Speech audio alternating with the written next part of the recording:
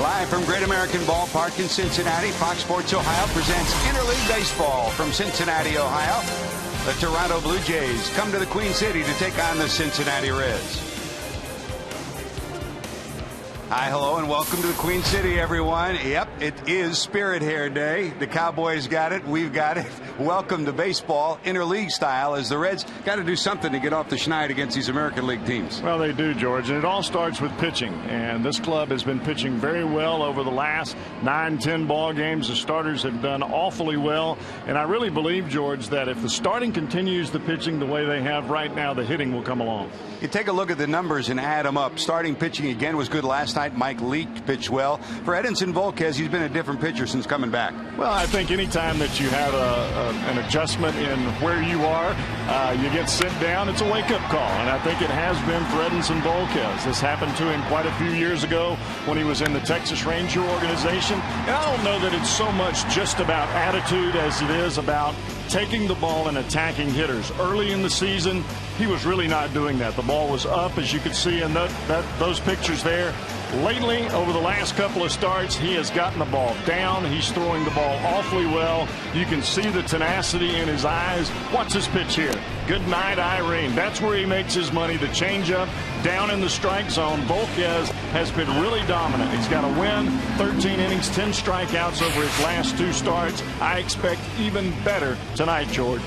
Irene, there it is, the message. Volquez will be better. The Cowboys says so. Coming up next, Canada's Athlete of the Year will be honored here at Great American Ballpark. Joey Votto receives a big trophy after last year's MVP award.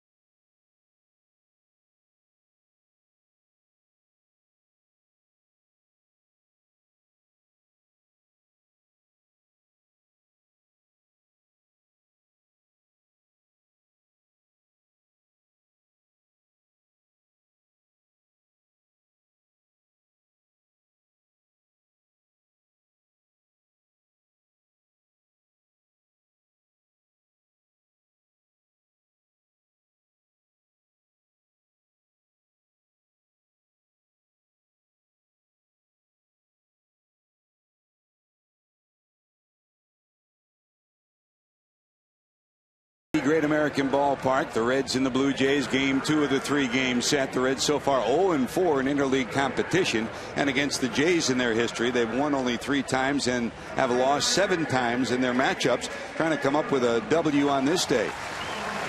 And as you can see, some clouds are hovering over the Queen City. We've had a little bit of rain earlier today, but what does the rain story look like for tonight? Let's go to Aaron Seabury.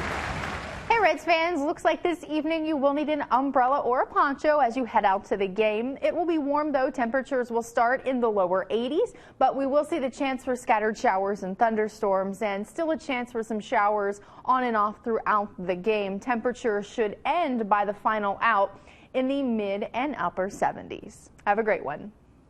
We sure will, Aaron. Thanks. Great job, and a great job for number 19 as well. Joey Votto coming out to receive what is one of the greatest honors in all of north of the borderland, the Cowboy. That is the Lou Marsh Award. It goes to the best amateur or professional athlete. Joey won it in 2010 for the country of Canada. It means a lot to him. And, I would imagine so, going up against the likes of Wayne Gretzky, who has won it the most time, which would be 4 times, and really so many other different athletes. You win a country's most greatest athlete award. Oh, man. Sidney Crosby, you got it. Hockey won it in 2007 and 2009. The great one won it 4 times. Some baseball players have won. Fergie won it back in the 70s, and Larry Walker won it in 98. Coming up, Joey Votto and company ready to take on the Blue Jays. Edinson Volquez toes the rubber when we return on Fox Sports Ohio.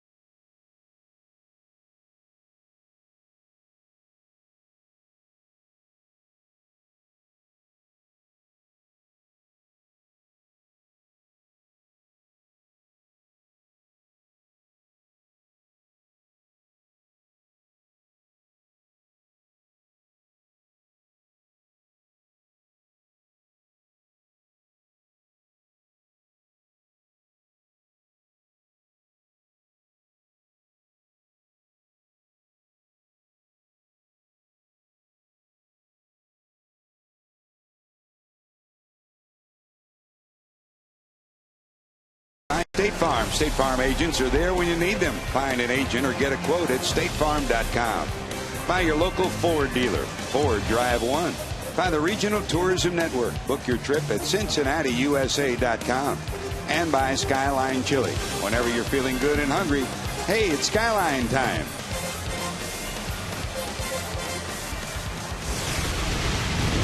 Baseball time, interleague baseball time here at Great American Ballpark. This is series number 2. The Reds lost all 3 games to the Indians up in Cleveland. They lost the first game of this 3-game series and now are 3-7 in their career against the Blue Jays. Let's see what Edinson Volquez will have to face on this night. Yunel Escobar will lead it off for John Farrell and the Jays. Corey Patterson, the former Red who ignited the 3-run rally last night, is back in the outfield. He'll play left and bat second. Jose Bautista had 2 hits last night. Adam Lynn bats in the cleanup spot. He had the big 2-run homer that was the difference in the game. Aaron Hill at second. Jose Molina, one of the three Molina brothers behind the plate. Rajai Davis, great speed in center field. Jason Nix, Lance Nix' younger brothers at third. And Brandon Morrow, the hard-throwing right-hander, will be on the mound and bat in the ninth position. On the mound for the Reds, the question, Cowboy, is which Edinson Volquez will show up tonight? Well, if we're counting on the last two starts, it'll be an Edinson Volquez that, in my opinion, should mow right through this lineup. Regardless of whether it's Batista or Lynn, he is pitching now like the Reds' #1 starter, and that's the reason they started him on opening day. That came after a stint down in the minor leagues with the Reds' outstanding coaching staff of Rick Sweet, the manager, Teddy Power, the pitching coach, and Smokey Garrett, the hitting coach. They got him straightened out, and Mario Soto got him straightened out on the mound and also with a haircut. He looks different without the locks, doesn't he? Well, he does, and I think that's more from a mental side for Edinson Volquez to show the people around him than he means business. He's coming back to defy what everyone was talking about. No balls and 2 strikes, and that's where he needs to be. The difference in Volquez from inning #1 to the rest of his tenure in each game is dramatic. In first inning earned run average, it is 15. After that, his earned run average is a very respectable 3.29. If he can get through that bugaboo, and it's been very difficult for him to do, and the exception of 2 starts, he's been touched in the first inning. But he gets it here. Strikeout #1, out #1 against Yunel Escobar. There's your 4 defensive alignment for the Cincinnati Reds. In the outfield, Chris Heisey will get the start. Great speed, good arm, outstanding defender. Drew Stubbs, Gold Glove caliber in center, and Gold Glove caliber Jay Bruce in right. Roland, you know about him, 8 Gold Gloves on his mantle. Giannis and Phillips, he came up with another brilliant play last night, the double play combo. Votto and then Ramon Hernandez behind the plate. That's your 4 defensive alignment. My opinion, best defense in the game. When they play to their potential, they do more things creatively than any other defense in the league.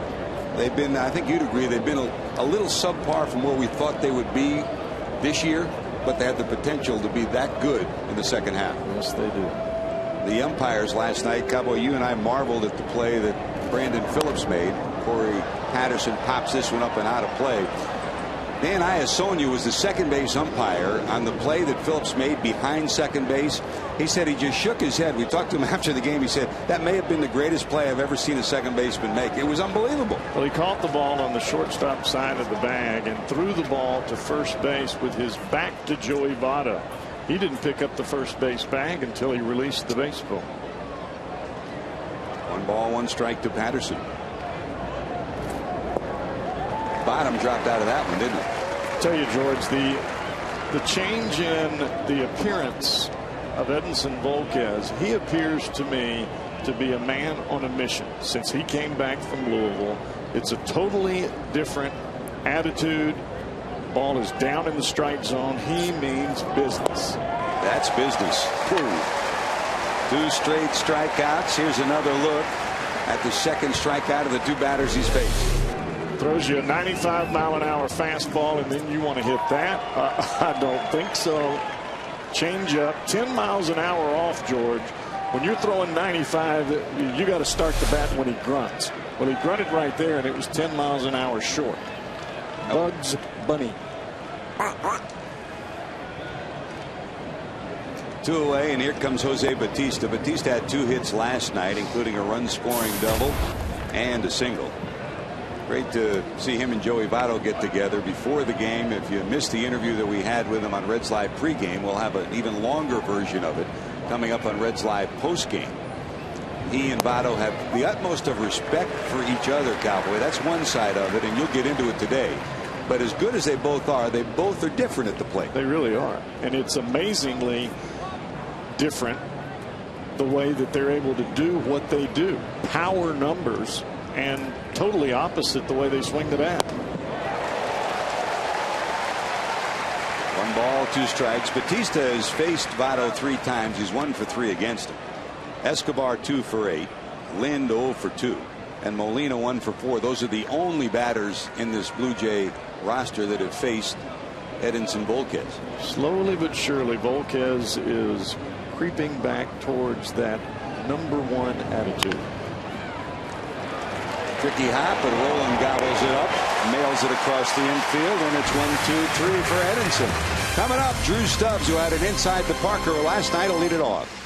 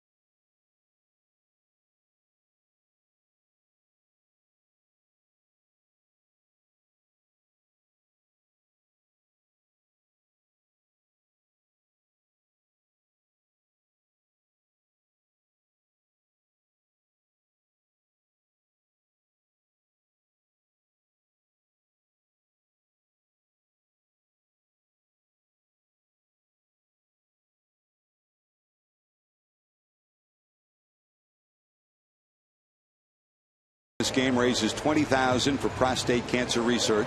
So far, after 10 days, 47 homers have been hit, raising $940,000 for prostate cancer research.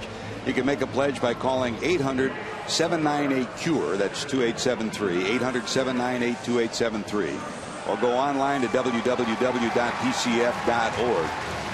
Hope you join us. We'll be talking about it today and tomorrow. It's a great cause, and you've supported it for so many years. Let's keep it going.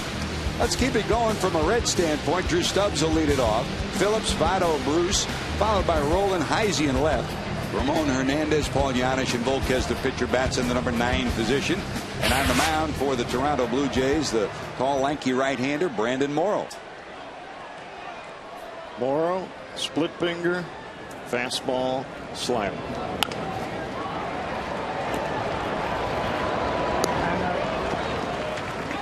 Has the ability to strike out a lot of batters if need be. When he's on, he can punch them out. And that fastball very often will be a two-seamer. He'll get a lot of ground balls when he's right. There's the defense. Great speed in the outfield. Corey Patterson in left. Davis is a burner in center. And Batista outstanding in right. Jason Nix at third. Escobar at short. Aaron Hill at second. Adam Lind, who had the home run last night, at first. And Jose Molina, one of the 3 Molina brothers, behind the plate with Morrow on the mound. That's your 4 defensive alignment. Here's Brandon in at 285 homers, 36 knocked in. And even with all that speed that the Toronto Blue Jays have in the outfield, communication is the utmost importance. We saw in last night's ball game in the inside the park home run by Drew Stubbs, where Corey Patterson was playing center, ended up in a communication problem with Batista, the right fielder. They ran together and the ball dropped for an inside the park home run.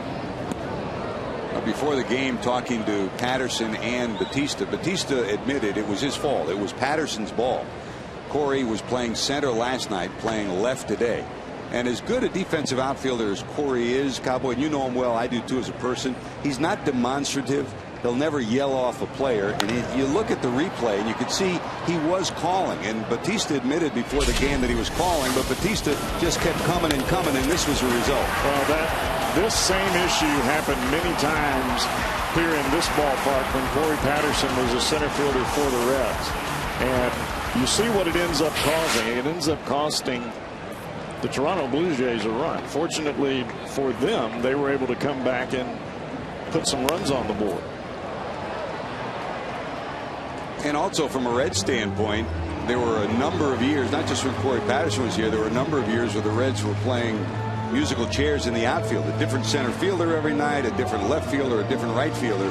It's very clear. If you've got Drew Stubbs now, or if you've got King Griffey Jr., or if you have Devon White, as the Blue Jays had, that's my center fielder. Everything he can get to, he takes. Right. And that's how it's supposed to work. The center fielder is supposed to be the captain on the ball in the air. That's a bullet into left. Phillips will take a big turn, fielded cleanly by the left fielder Patterson, so Phillips will hold it first. You can see Brandon had an idea of two if there was any trouble in the corner, but Patterson got to it quickly and gets it in. Well, I think this is the thing that the Reds do as well as any ball club. They run the bases with sheer aggression, and they put pressure on the opposition to make plays. And you could see Patterson get to the baseball. Well, not only did he have to get to the ball, he had to make a correct throw to second base quickly. If that throw's offline, Phillips takes second base. So Brandon's on. He's stolen 4, been caught twice. If there's one part of his game that he has not put the pedal to yet, it's the base stealing part of it. He is very capable of stealing 20 a season, and in most years has. The overshift with Escobar remaining at short, the third baseman moving to second with Votto at the plate. I think a lot of the reason Phillips has not run so much is he's been hitting in that 2-hole in front of Votto.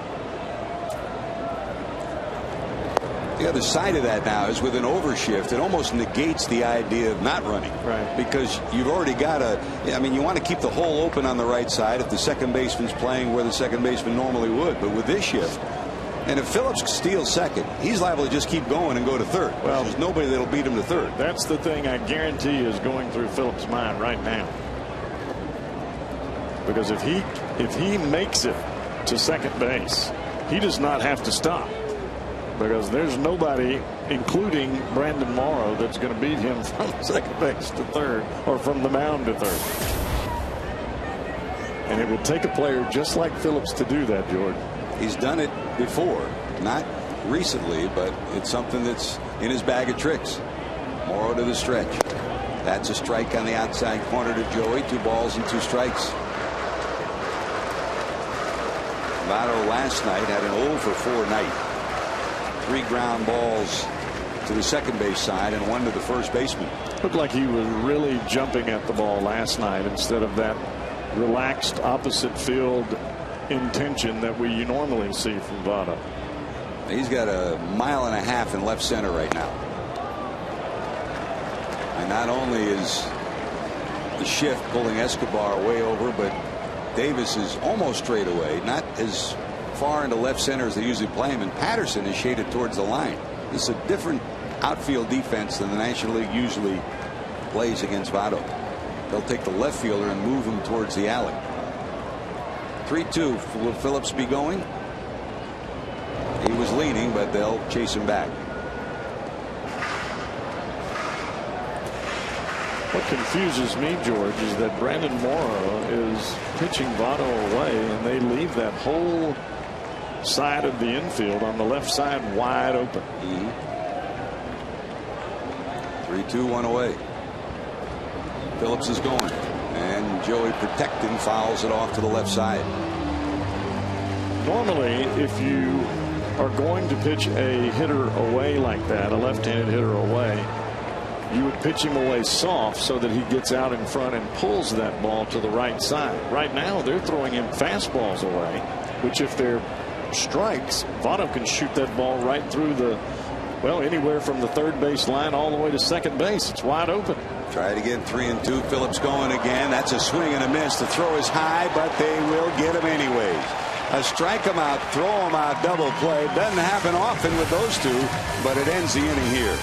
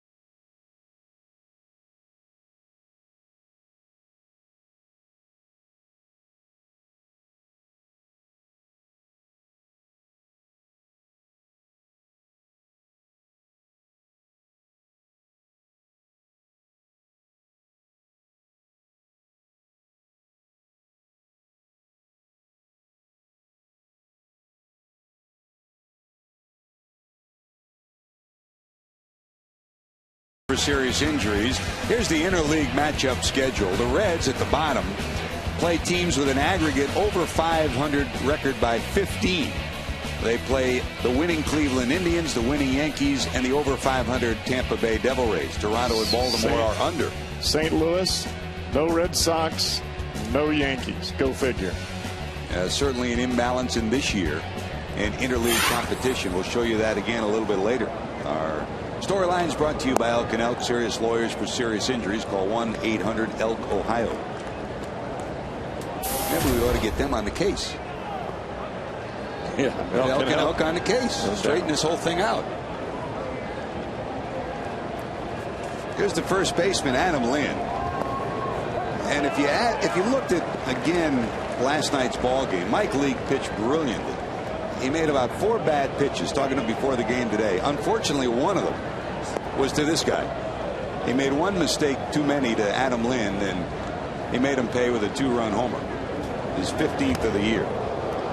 And the funny thing about that, George, is the fact that he hit Corey Patterson with a breaking ball to start the inning.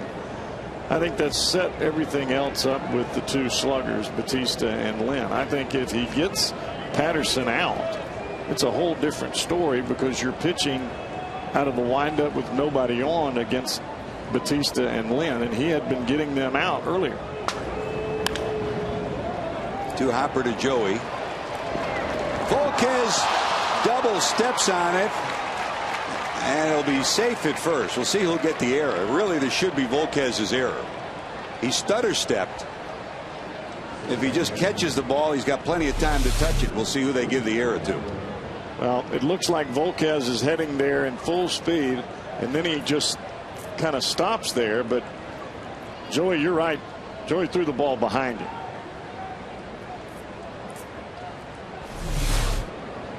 They're giving Volquez the error. That's not Volquez's error. That was a bad throw. Another look. Nice play by Votto. You know, the other part of this, you know, Cowboy, because you did it. So much PFP for so many years.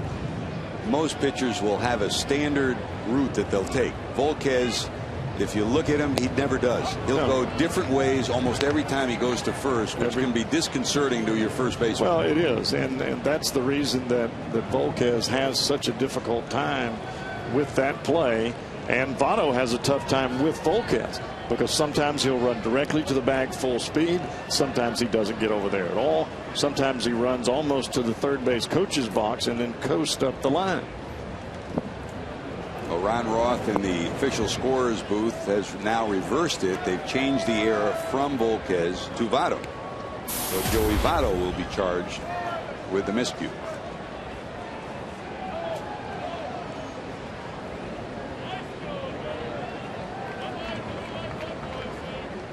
Leadoff hitter on via the error. Here's Aaron Hill in at 250. A ball and a strike to the Blue Jays second baseman. Now back to before we wrap up that inning that exploded for the Reds.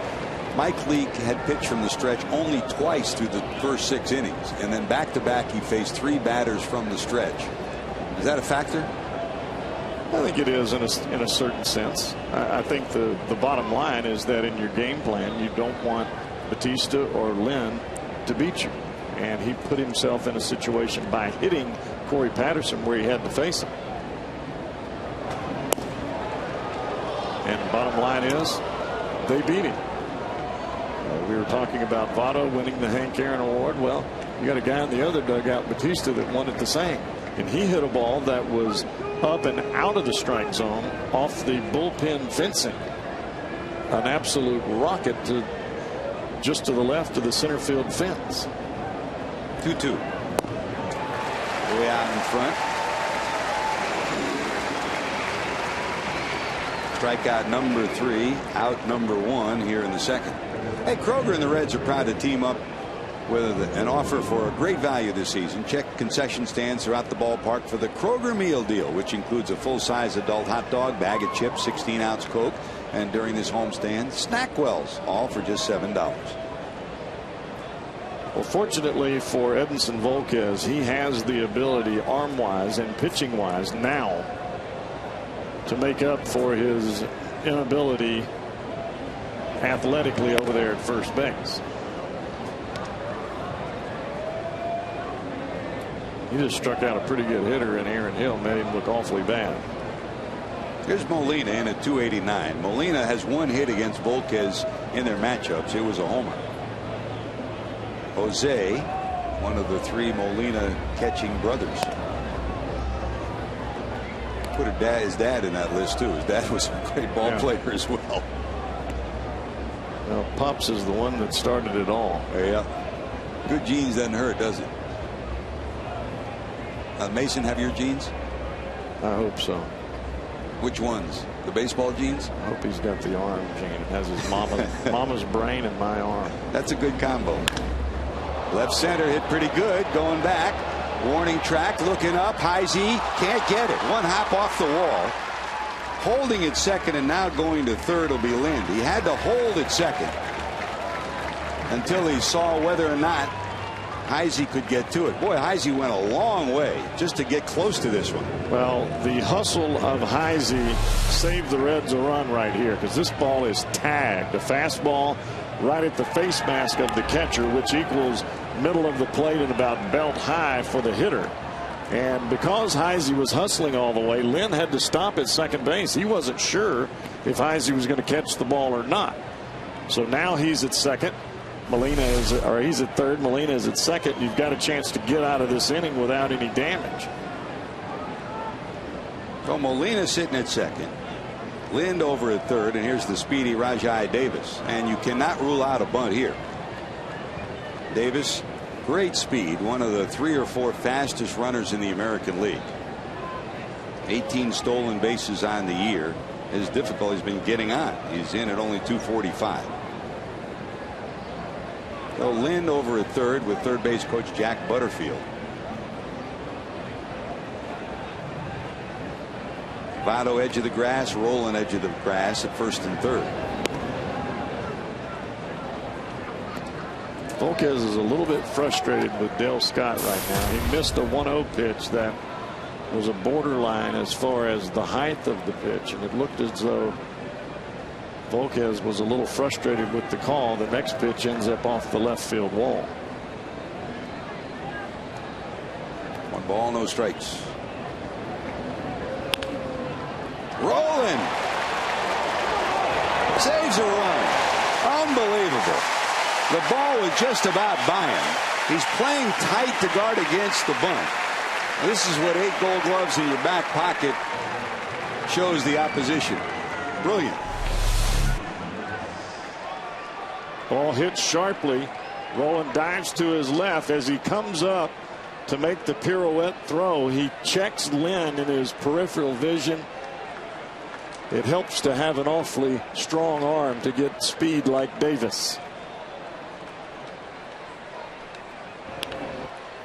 The game is a game of little things, and that's a 3-part saga right there. Catching it, stopping it, checking the runner, and still getting the speedy Davis. So now with the 8-hitter Nix coming up, they will walk him intentionally, load the bases, and face Brandon Morrow, the pitcher. I don't know that you can equate how many times this Reds defense has saved runs, but it is one of the things that has kept this club afloat when they were not pitching well, when they did not hit. The one thing that they have always done is save a couple of ball games, is catch the ball and make game-saving plays. The play by Heisey in left center field, just the hustle, George, keeps the runner from scoring. That play by Roland keeps the runner from scoring and gets a speedy Davis. It allows you to walk this batter, and now you face the pitcher with 2 outs. Without those 2 plays, it's 2-0 right now. Bingo.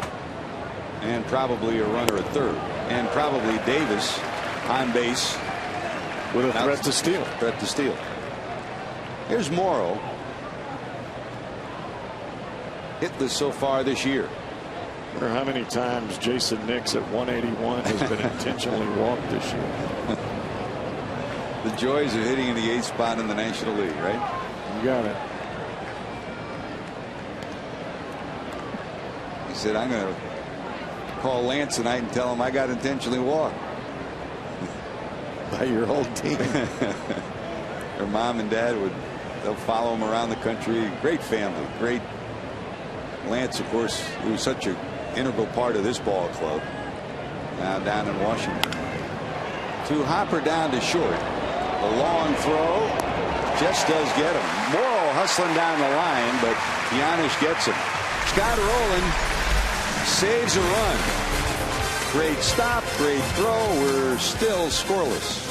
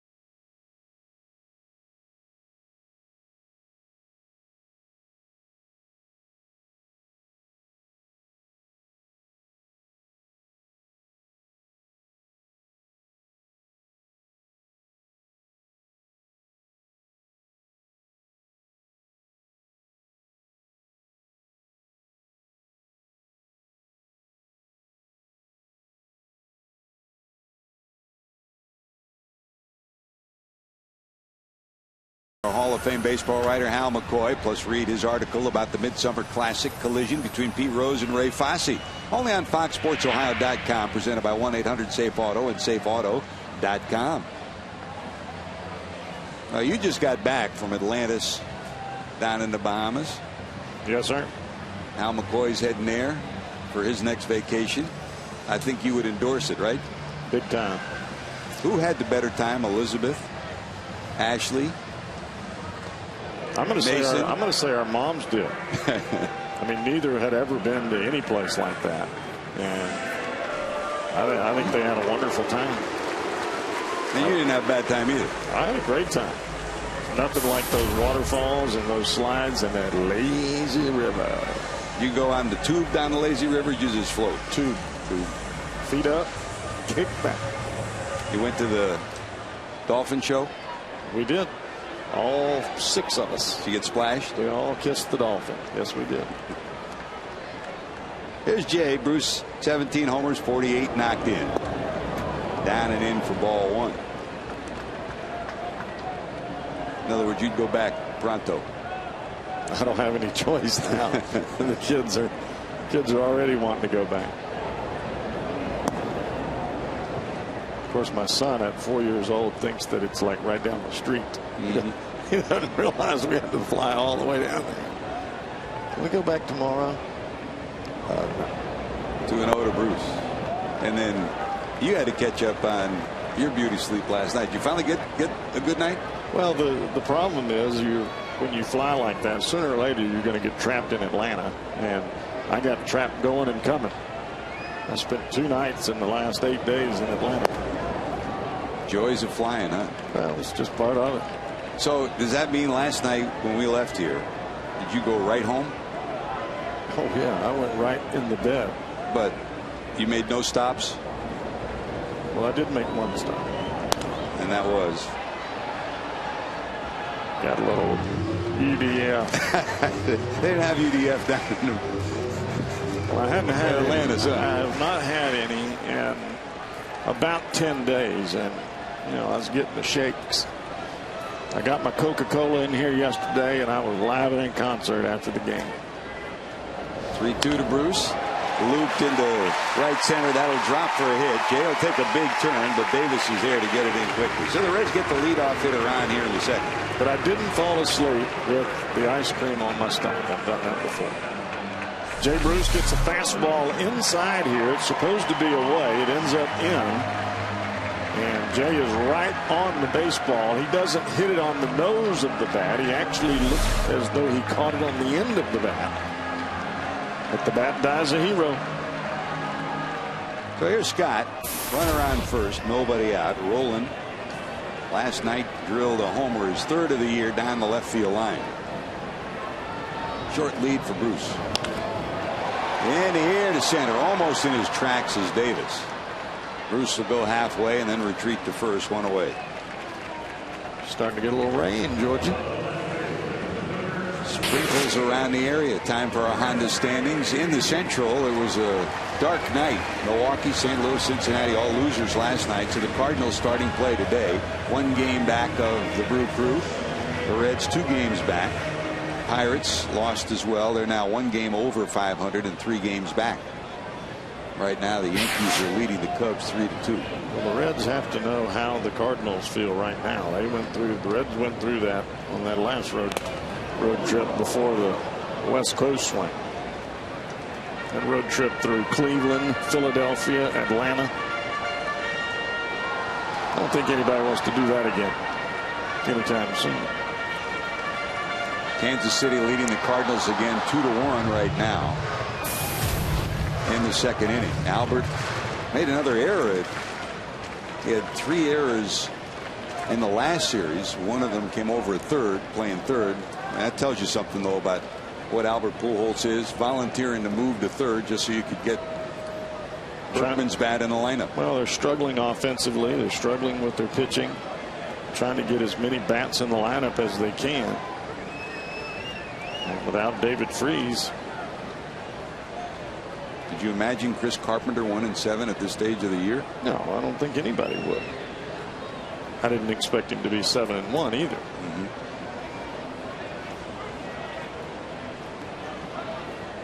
Strike 1 to Heisey. In at 270. 5 homers, 22 knocked in.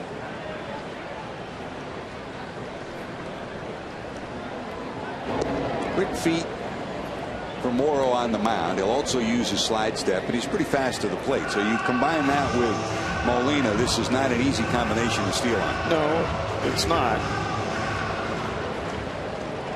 But what you try to do is get Morrow an account where he's got to throw fastballs or got to throw strikes, and you can use the hit and run.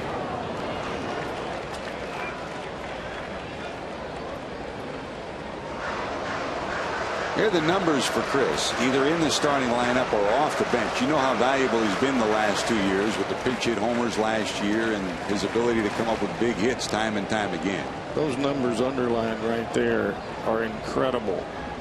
I think that you could see some semblance of those numbers if he had an opportunity to play every day without the in and out, up and down, in and out. I think when you're a young player, especially a guy like Heisey, who was the Reds minor league player of the year before he came to the big leagues, you're used to playing every day. Now he is, I'm not going to say mastered, because I think there's never a chance to master hitting off the bench. It's too difficult.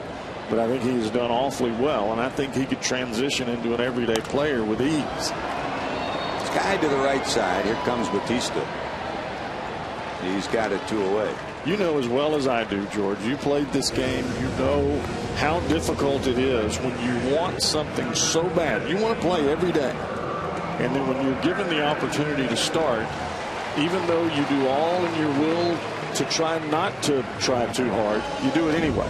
And that's what that young man's doing right now. He tries too hard every time he's given a start. He doesn't relax and let his talent come through. I'll tell you this, as I go around to different baseball venues and talk to scouts and front office personnel, those people that talk to the Reds about any possible deals, he's always at the top of the list. You got that right. I mean, and it's been impressive to watch how he's evolved and grown up in the last 2 years first in a pinch hitting role, and here's Ramon Hernandez. And secondly, how he's, and you watch him every day, Cowboy. You see how he approaches his work in the batting cage, how he approaches BP every day, sitting with Brooke Jacoby right there. Well, he's in the video room watching the pitcher of the day. He works on his swing.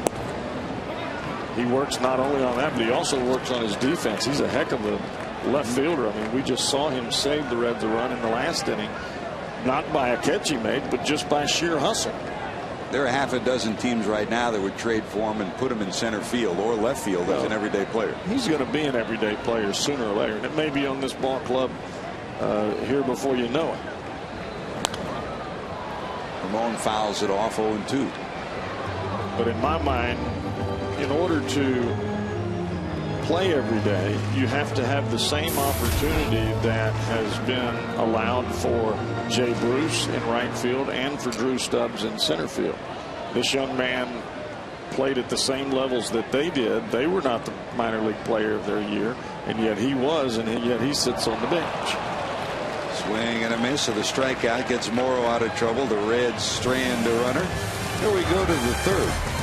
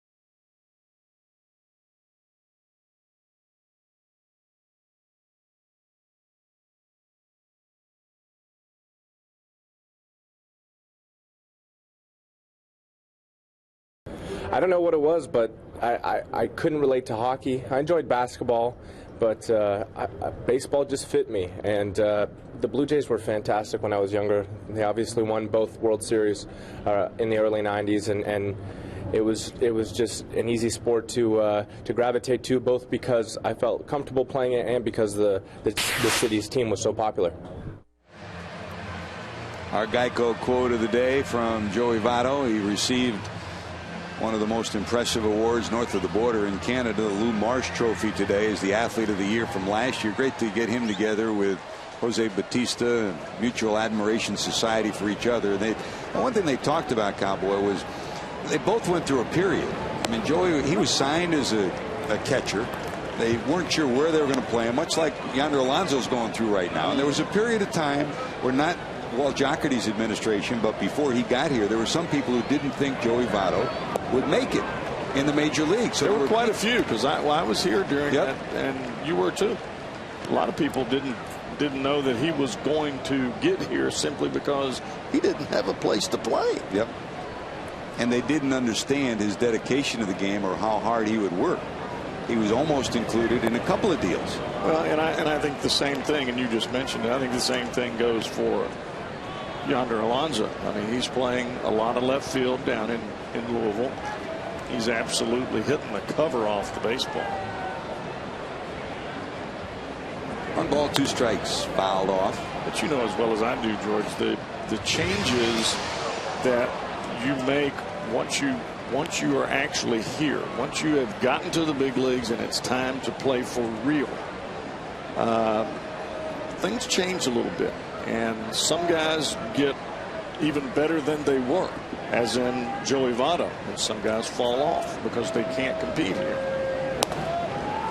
Just missing on the outside corner, 2-2. The one thing that I believe that the Reds have in their minor league system, especially at that AAA level, they have quite a few players that I really believe that when they cross the line and they're afforded an opportunity to play on an everyday basis up here, they're going to be good big leaguers.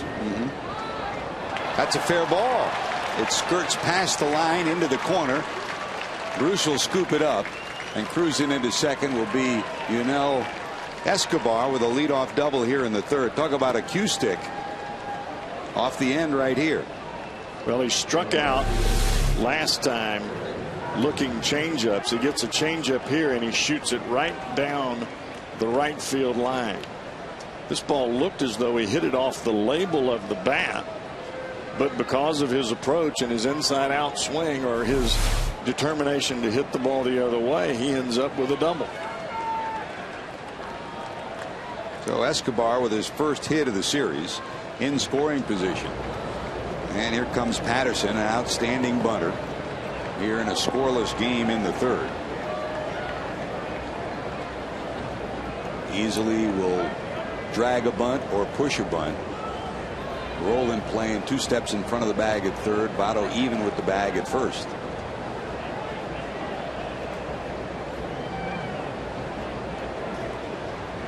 Volquez and Hernandez can't get together on the sign, so Patterson will step out, flip the bat, and then step back in again. Now they finally got a sign down. And Volquez will step off.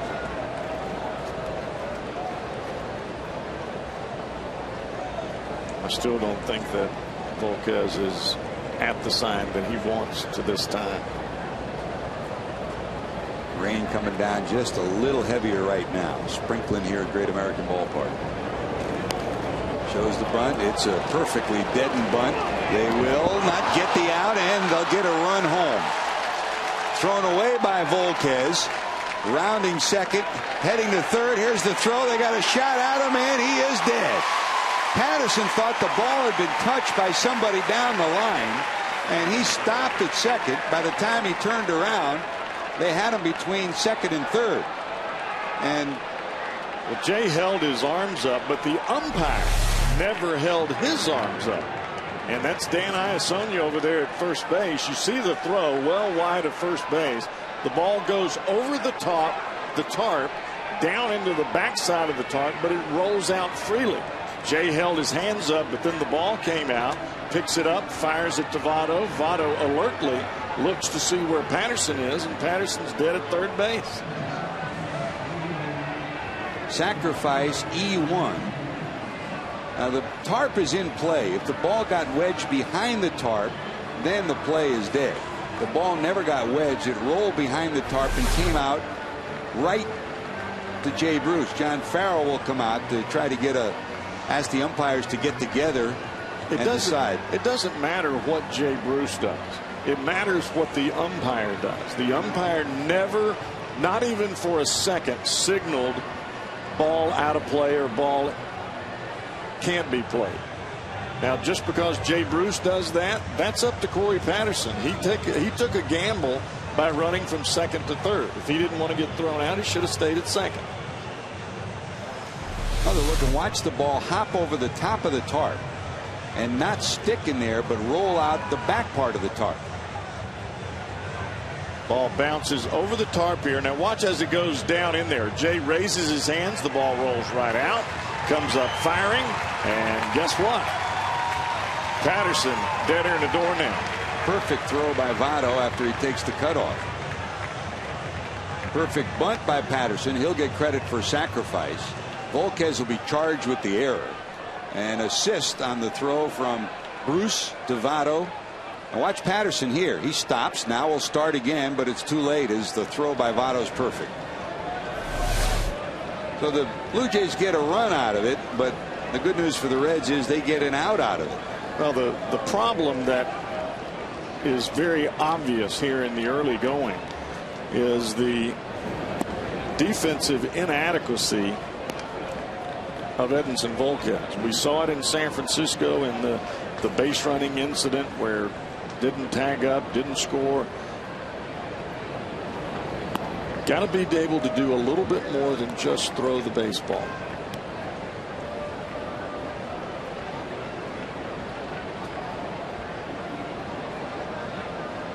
Two balls, no strikes to Jose Bautista, grounded to third.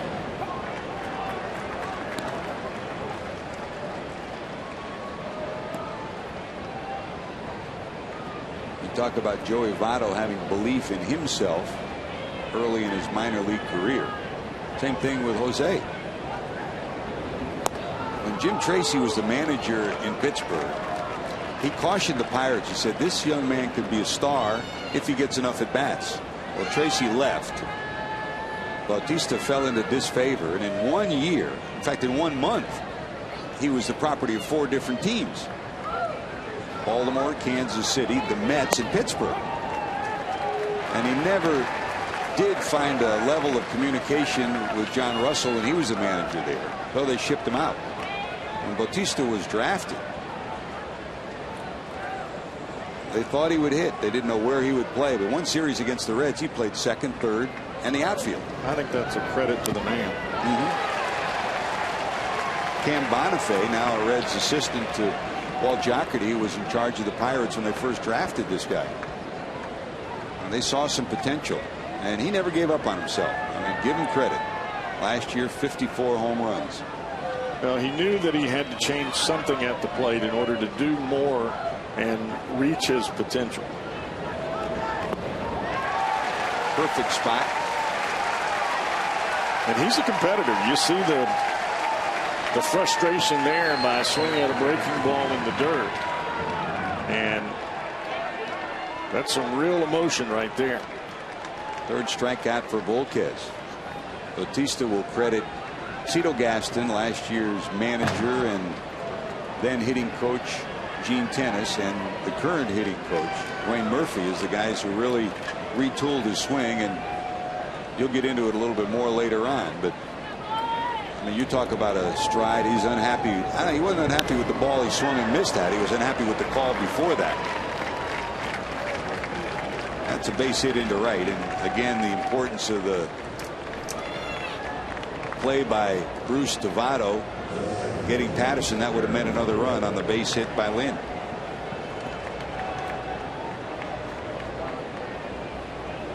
What, Adam Lynn on the ball that's up in the strike zone, he can flat hammer it.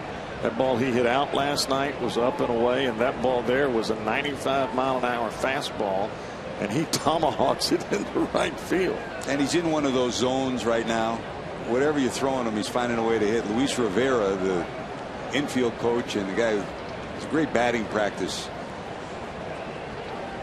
aficionado, he throws great BP for years, former infielder with the Red Sox, said he's in such a zone right now that he's hit 3 balls in the last week that they don't know how he hit him, but whenever he hit him, he just squared everyone up. He said even when I throw him BP, I'll throw a ball and he'll hit it hard someplace.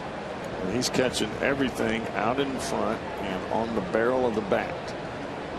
Doesn't always happen that way. Aaron Hill struck out first time up, hard down to third. Roland will take the short way, and that'll do it. Jays get a run thanks to some Reds misplays. It's 1-0.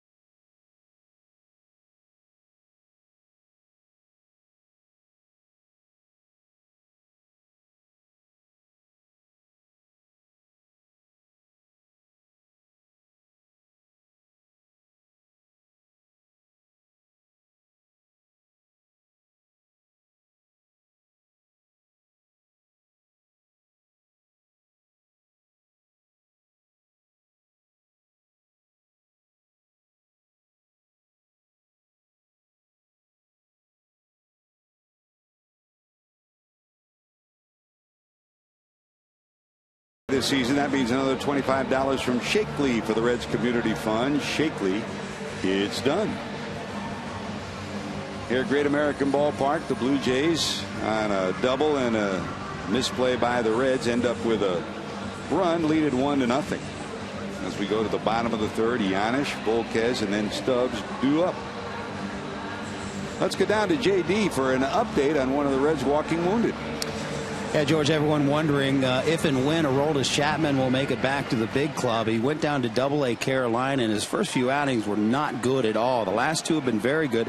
Last time out, 1 innings pitched, no runs, and then tonight, even bettered him. He went 2 innings tonight through 21 pitches, struck out 3, didn't walk a batter. A perfect inning for him. So 2 consecutive very good outings for Aroldis Chapman. And again, down there working on his mechanics, working on the mental side of the game. And the Reds hoping that he's back sooner than later, and pretty good sign tonight. Good sign, huh, Cowboy? Well, I think so. I think it's not only about. Wow. Well, they don't talk at all on that team, do they? I got it. You take it. You got to talk on the field of baseball, especially when you're running together. Reds will take what goes as a hit. Ball hit right off the end of the bat. Both catcher and pitcher could make the play, and they both jump out of the way at the same time. It's like they saw a snake. And in that play, George, you know who's in charge. It's the catcher. Yep. He's supposed to get the baseball and throw it to first base. Jason Nix and Molina and Morrow, neither one of them can get together.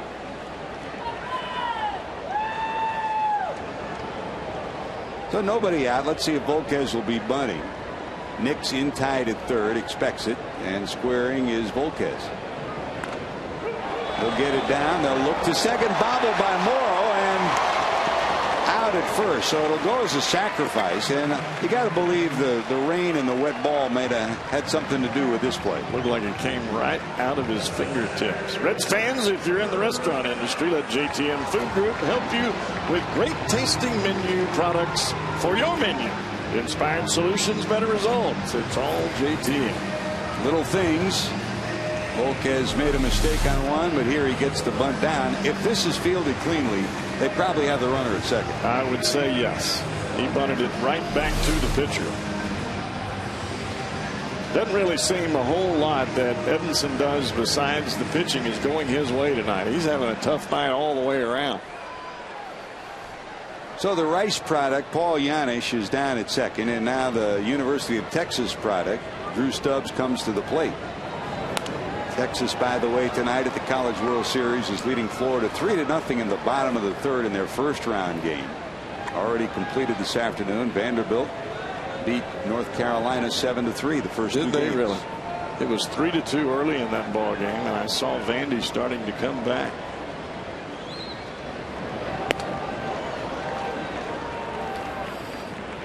Our Farmers Insurance report card on Drew Stubbs as a leadoff hitter. Entering today, .344 on base percentage. That equates to 11 points above the average National League leadoff hitter. And 49 runs. That's the third most in the National League. That's all as a leadoff hitter. That's the positive side of the story. And everybody talks about the negative side, which is the strikeouts. And you and I have talked about it from time to time, Cowboy. Just leave it alone. Yeah. They should. Yep. You know, I think that Drew is a very intelligent young man. As a matter of fact, I know he was. He was an academic All-American. But the thing about the strikeout issue, the more that you put your mind on it or you talk about it, the worse it gets. I think that as time goes on, the little adjustments that you make to quicken up your bat, to let the ball get deeper into the strike zone, to recognize pitches more, those are the small things where you can decrease the strikeouts. But 7 out of 10 times you're going to make outs. Now, his outs a lot of times are coming from the strikeout, not from a ground ball or a pop-up.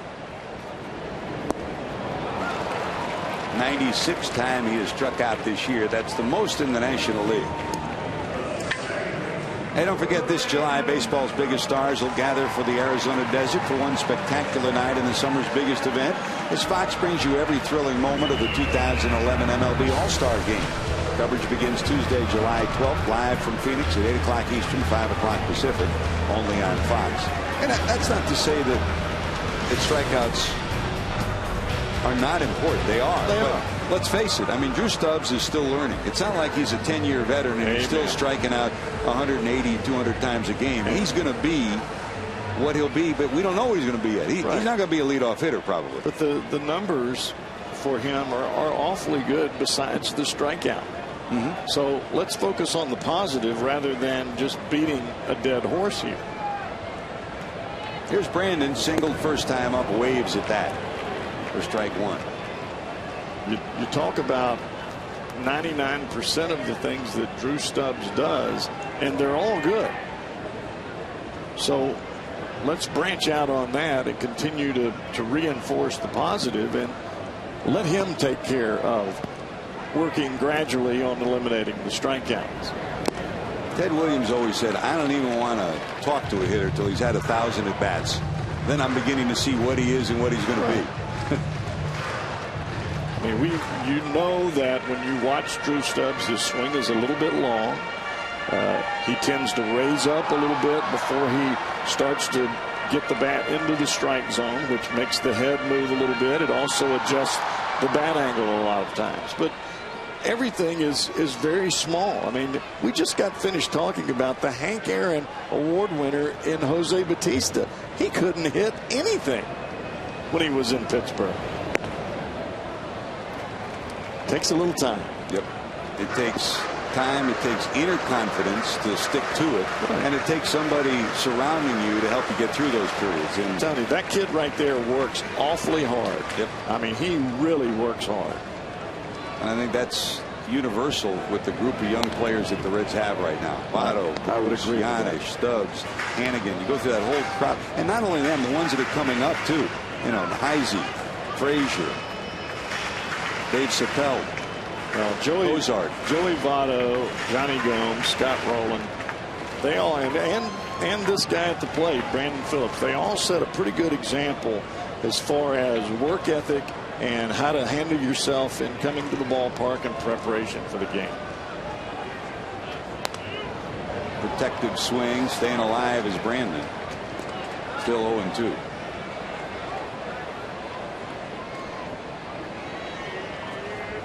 I mean, you and I both remember when Brandon Phillips first got to this ball club, he struck out a lot. And now he's in a situation where you look at the top 7 or 8 in the National League, he's one of the toughest guys to strike out.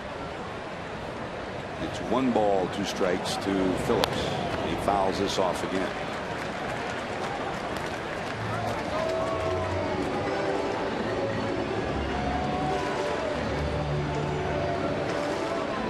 You look at that escort radar gun out there, and this Morrow kid continues to register 96 miles an hour. And I mean, he is nice and smooth. Not a whole lot of herky-jerky to that motion.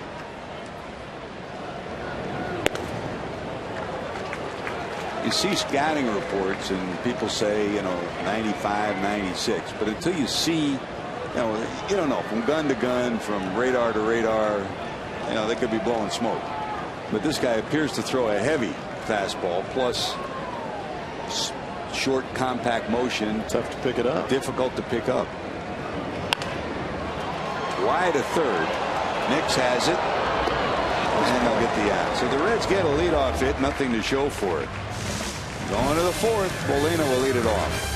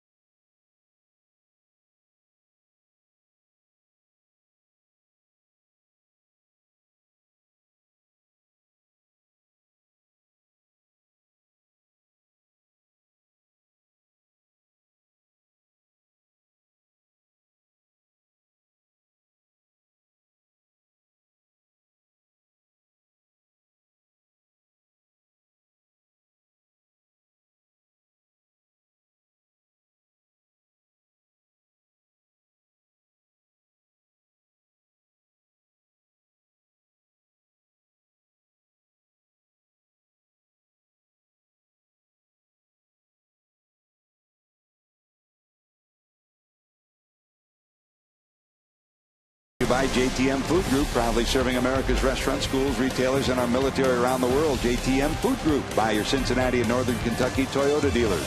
For a dealer near you, visit buyatoyota.com. By Geico, 15 minutes could save you 15% or more in car insurance. Visit us at geico.com or call 1-800-947-AUTO. And by Blue Rhino, ready to grill? Grab a Rhino. Visit bluerhino.com for a propane tank near you. Big swing by Molina. And forget this one. That's hit a ton and a half. We talked about the swings he's had prior to this.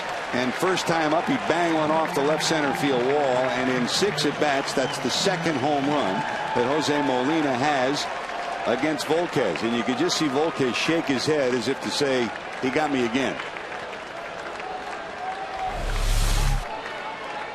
Pitch is supposed to be down and away. And it's another fastball, and you and I both talked about this last time, George. Why are we throwing Jose Molina the only pitch that he can hit? He's a fastball hitter. He's going to try to hit the first fastball that he sees, just like the last time.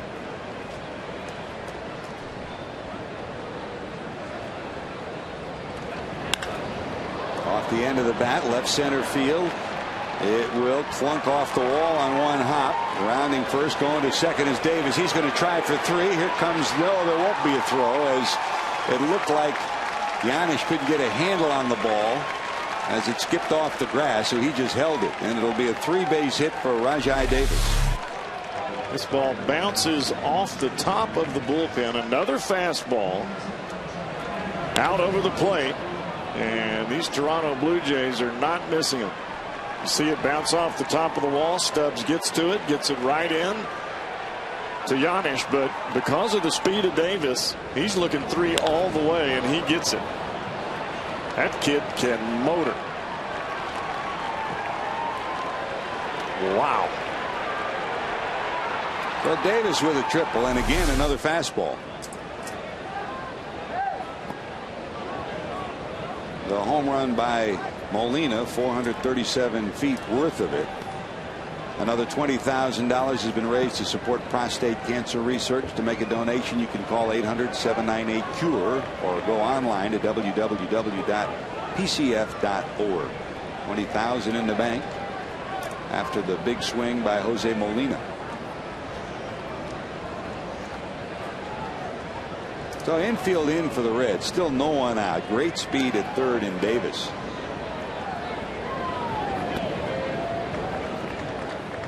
The Blue Jays do have the home run power of Jose Bautista, 54 last year.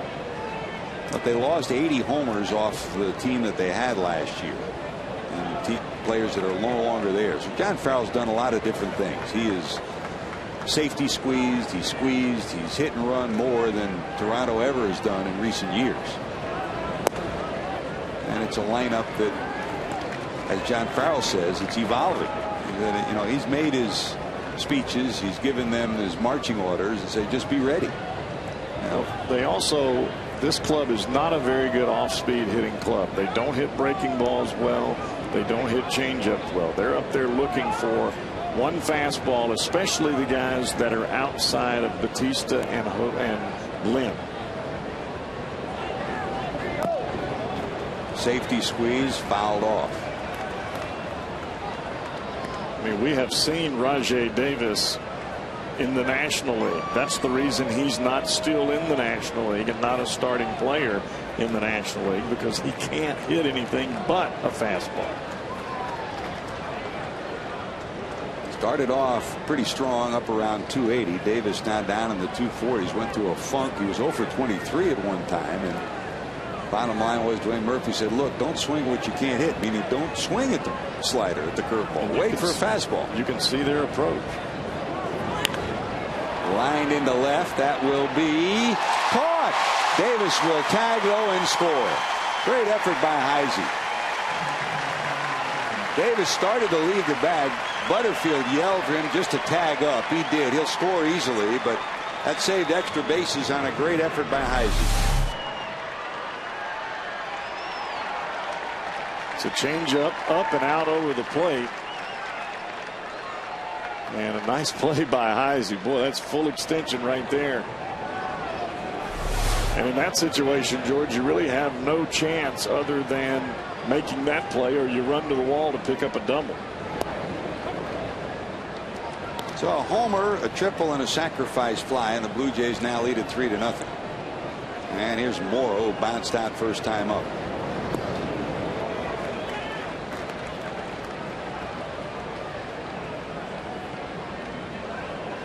Well, that's the pitch there that Volquez has got to get back to, is that curveball and getting it in the strike zone. Strikeout number 4. 2 away, back to the top of the order. Yunel Escobar. Time for our AT&T trivia question. Who holds the record for the most inside the park home runs in a season since 1900? Oh, we're going way back. Jesse, you remember those days, right? You'll have the answer to this one. Jesse? I ain't seen no Jesse. He's been feeding you Coke like it's going out of style. We ain't seen him. He's got you giving you 22 Cokes already. It's a new interleague record. That's right. Wait till you see my record on ice cream. Homemade. 1 ball, no strikes. I think inside the park homers, I think Willie Wilson. He would rattle it around in the old ballpark in Kansas City on the turf, and he'd just be off to the races. Drew Stubbs had an inside the parker last night, the first ever here at Great American Ballpark, and the first by a Red since Ken Griffey Jr. had that game-winning inside the park home run at Synergy Field. There's the 1-1.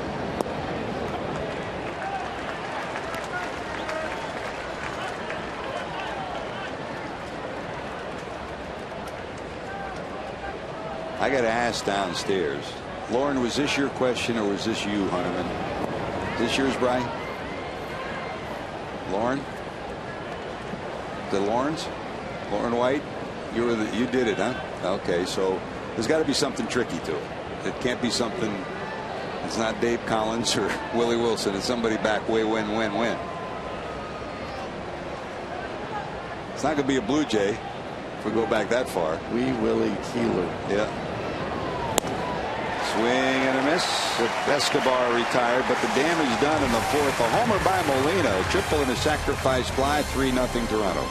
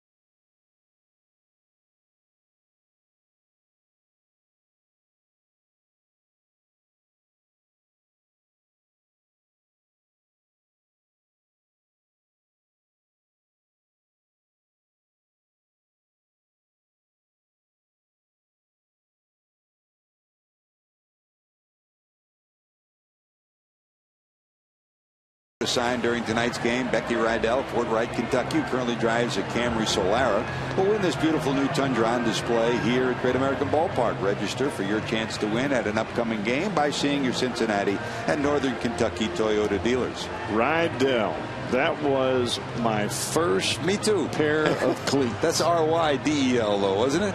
I think it was R-I. R-I-D-E-L-L. While we're on it, let's turn the page on this one. Who holds the record for most inside the park home runs in a season since 1900? And if it's a Red, who could it be? Jesse, you were right. Sam Crawford, you remembered. Slippery Sam. They couldn't get him. 12 inside the park homers back in 1901. Jesse was in the booth for that too, weren't you? Yeah, that's what I figured. They called him Skippy. Skippy He Crawford. was so fast it looked like he skipped first on the way around the base. That's like the cool Papa Bell story. He was so fast he could turn off the lights and get in bed before the lights are off. And it was a true story. Here's Joey Votto, struck out first time up.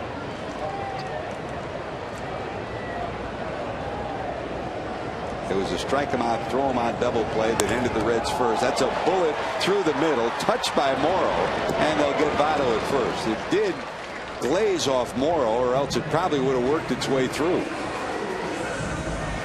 It'll go 1 to 5 to 3. Look out.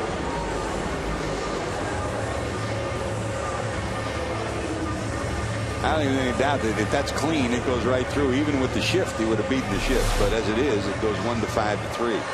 And the cool Papa Bell story is a true story. I asked him once, I said, tell me about the story. And he started to laugh. And in the old Negro leagues, they used to stay in rooming houses. And they used to have, on the light switches, they had those push button switches, which we don't have anymore. But you'd push the button and the lights would go off. There's a swing and a Bruce shot into the right field corner for a base hit. So Jay is 2 for 2. He ended an 0 for 17 scheme with his first hit, and now he's 2 for 2. So the Reds have 1 out and 1 on with Rolen coming to the plate. Here's an Expo Performance Honda look at that swing, Cowboy. Look at that elbow drive right into the belt line. The left elbow into the backside of the belt. And that just makes everything all one as he comes through, and then that full extension as he drives the ball down the right field line. Left elbow jammed into the hip, and then wham. Let's see if we can get something rolling here with 1 out, 1 on as Scott comes to the plate. Fly ball to center first time up. And back to Cool Papa. He said he and his roommate had a room in the rooming house, and they figured out that when you push the switch, there was a delay before the lights went out. So teams would come in and play his ball club, and they'd come in to play cards late at night, and they'd be betting money.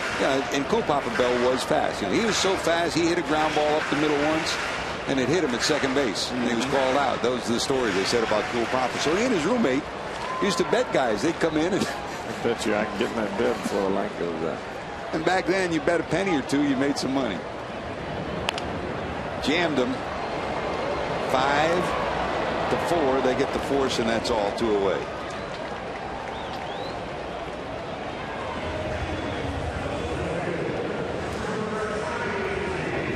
Right pitch, right time. That's what Morrow is needed, and he got it with the strikeout of Votto with Phillips trying to steal in the first, and he gets it here.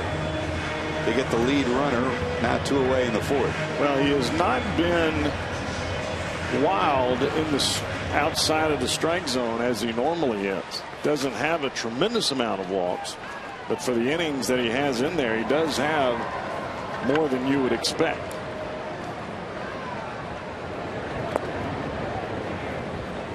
.25 walks in 54 in the 3rd innings. It's a little over what your ideal percentage would be, even though he has struck out 12 more batters than innings. Now, even the Blue Jays around the batting cage today, we're talking about last night. No walks from JoJo Reyes. Here's another bouncer, and they'll get the force at second. So a promising inning for the Reds by the boards again. 3-0 Toronto.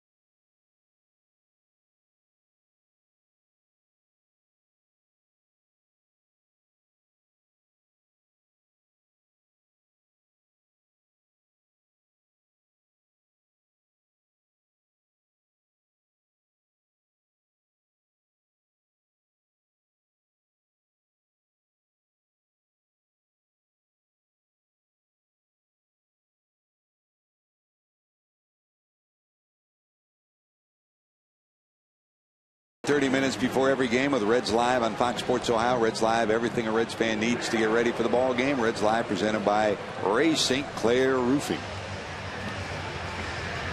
Patterson, Batista, and Adam Lind due up as we go to the top of the 5th. He joined us late. Reds got a runner on a base hit with 1 out in the first, Brandon Phillips, but trying to steal on a 3-2 pitch to Votto with 1 away. It was a strike him out, throw him out double play. Leadoff hit from Jay Bruce in the 2nd. He was left stranded. Leadoff hit by Paul Janisch in the 3rd. He was left stranded.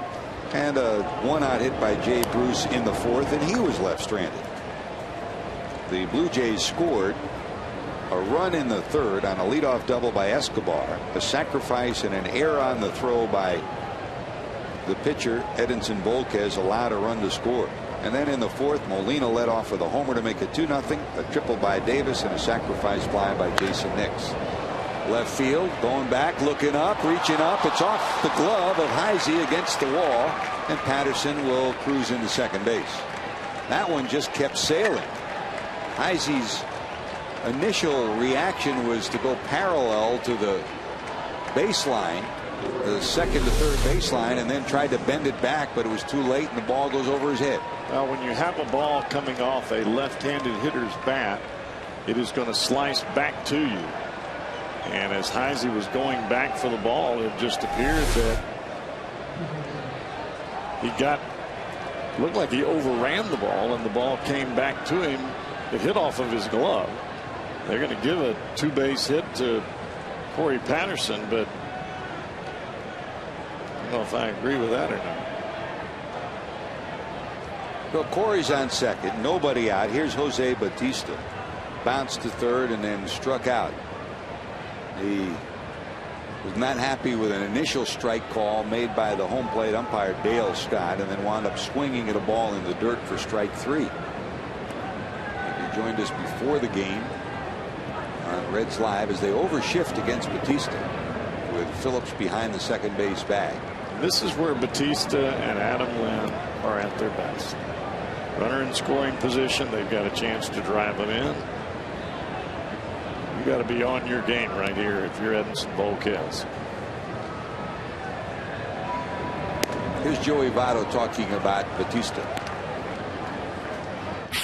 I love his swing. I love how quick his bat comes through the zone, and at the same time, he's got that really aggressive, whippy-like swing. But he's also super patient. You're walking 100, 150 times a year, and you're hitting 50 homers. I mean, it's great to watch, and it looks like he's getting better. Joey Votto on Jose Batista. Now, one scout, I said, give me your evaluation of Batista. He said a right-handed Barry Bonds, which is, it's an interesting because he doesn't swing at balls. You got to throw him a strike. He is very patient, and boy, he can turn on a pitch.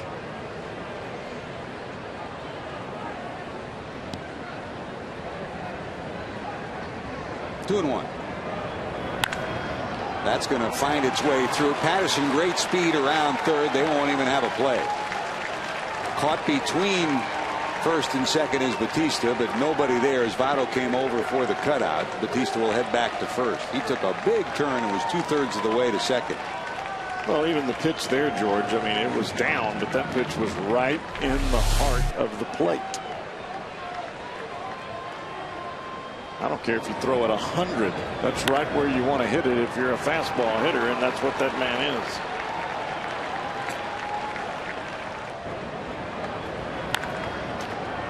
And that's not a place that you want a 1-2 pitch. No. It's not a place that you want any pitch to Jose Batista or this guy. Here's Lynn, 1 for 2, reached on an error and single to right. 4 runs, 7 hits for Toronto. No runs, 4 hits for the Reds.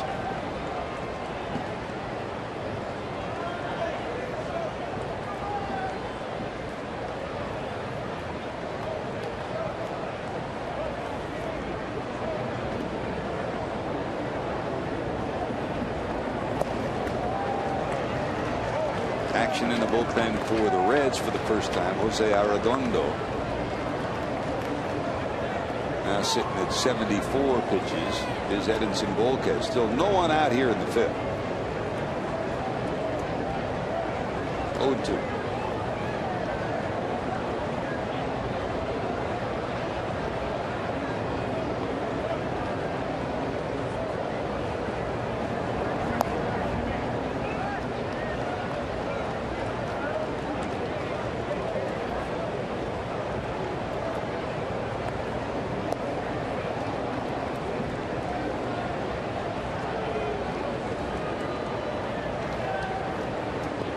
.75 pitches already for Volquez, and he does not have an out here in this inning.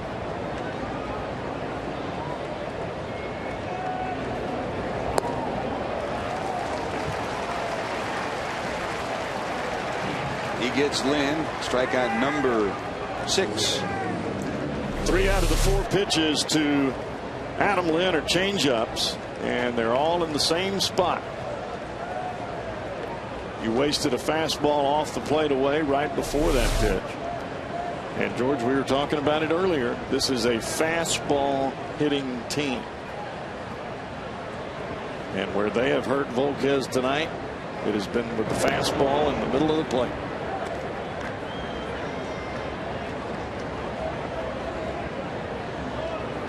That strikeout number 7. Check that for Volquez. You know, when Volquez went down to AAA and worked with Teddy Power, Mario Soto was there to nurse him through it. Soto's been right by his side throughout his Reds tenure. He's been such a boost to both he and Johnny Cueto as well. He's like a father figure. He is a blessing to this Reds organization, not only from the time that he pitched, but also for what he's able to do with some of the Latin and American pitchers now. It's so great to watch him during spring training, take some of the young pitchers aside, not the AAA or Major League ones. I'm talking about the rookie guys, the single A guys who nobody knows. He'll make sure they're taken care of. He'll take them to good restaurants. He'll really take them out to dinner and just talk about life. Just a really good man. I'm telling you, the Reds are awfully fortunate to have someone like him in their organization that cares enough to come back and lend his mental efforts to some of these youngsters. Swing and a miss. But the one thing that Mario Soto always gave you was a 2-pitch pitcher that could start and win, and that was his changeup. And the one thing he's always continued to hammer into both Cueto and Volquez is don't forget your changeup. Right. And that's the one thing I think that has really separated Cueto from Volquez now, is the fact that Cueto has figured out fastball in, changeup away, fastball in, changeup away. Well, you speed the bat up on the fastball in, you slow it down on the changeup away. Volquez has got to get back to the confidence of being able to throw that fastball on the inside corner.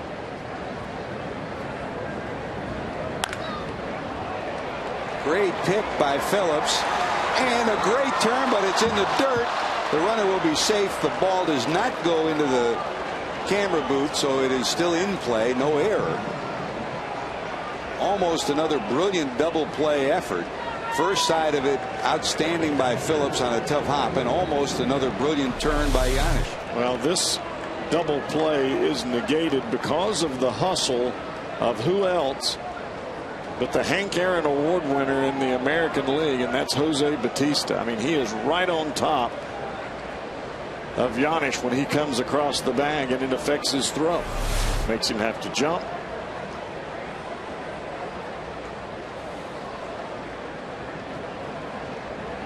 So 2 away, and now runner still on at first, and here's that guy Molina again. Already today a double, and then home run number 2 for him. 2 for the year and 2 in his career against Edinson Volquez. A 437-foot shot to left field.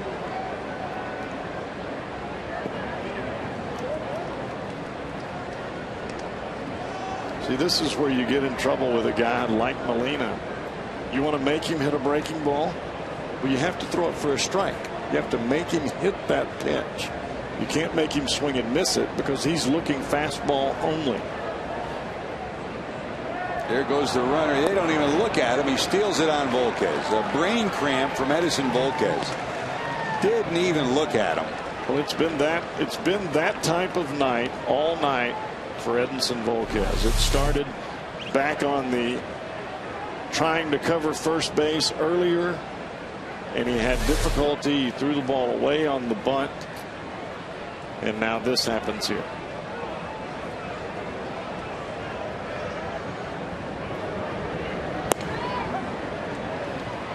Like I said earlier, George, as a major league pitcher, not just a starter, but as a major league pitcher, you're expected to be able to pitch. That's what gets you here. But if you want to stay here, you've got to be able to field your position, and you've got to be able to bunt. They only ask you to do 3 things. Physical errors are accepted as part of the game. Mental errors are not. Exactly. And they are what will irritate a manager, a pitching coach, and teammates too. Well, it frustrates the players that are out there because everyone else is feeling as though they get prepared and are out there working and doing all the things that they're supposed to do. And, you know, in the minds of normal players, covering first base or fielding a ground ball and throwing it to first base, in their minds, that's really not that difficult of a deal. Same thing goes with bunting the baseball. And the other part of that is the concept and the word teammate. And when you came over from San Francisco here, the Reds had a stretch where there was so much leadership in your bullpen. I mean, yourself, Jeff Shaw, Scott Sullivan, go down the list, that paved the way for those that followed and paved the way for the way you were going to conduct yourself, doing the little things. Well, it's just a way that you went about your business. Coaches and managers can do so much. Teammates can do more usually. It's a balk. That's no excuse. Well, balk, 2 runners will advance. Dusty Baker saying, did he step off? He's not coming out to argue as yet. Take a look.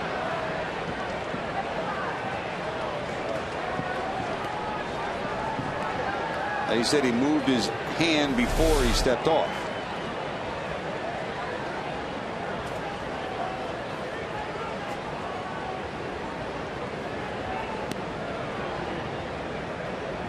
So now the runners are at second and third with 2 away. And here's Davis. I mean, Davis is like Drew Stubbs. You think 2 away, ground ball, you're out of this. A normal ground ball to short with this guy running could be trouble. Well, even a ball up the middle here, you don't have the benefit of allowing Phillips to make that grand play. This guy can fly. If you're Volquez in this situation, George, you're looking for the strikeout.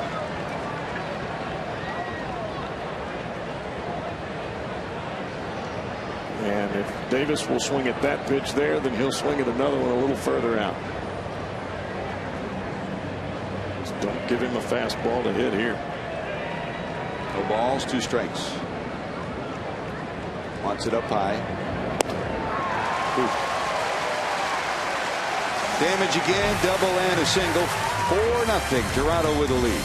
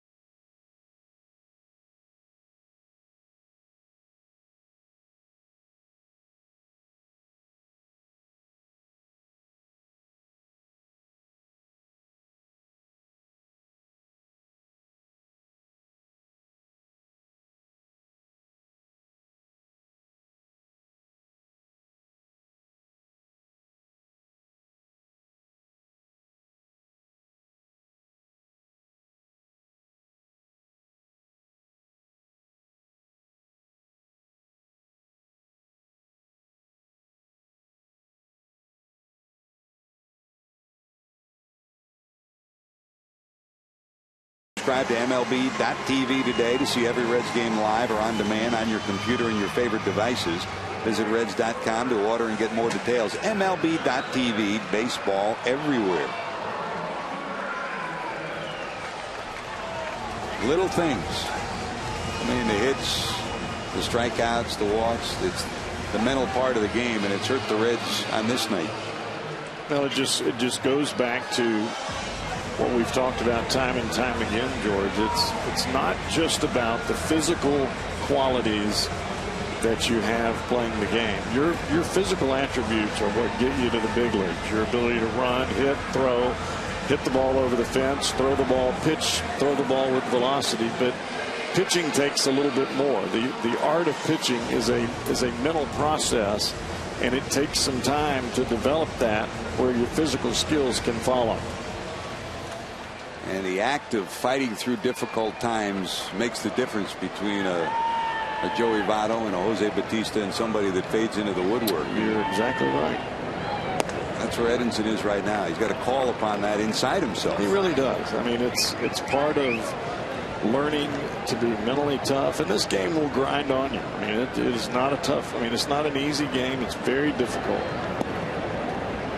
And those that don't believe that, well, then you haven't been out there, because this game will humble you in every sense of the word.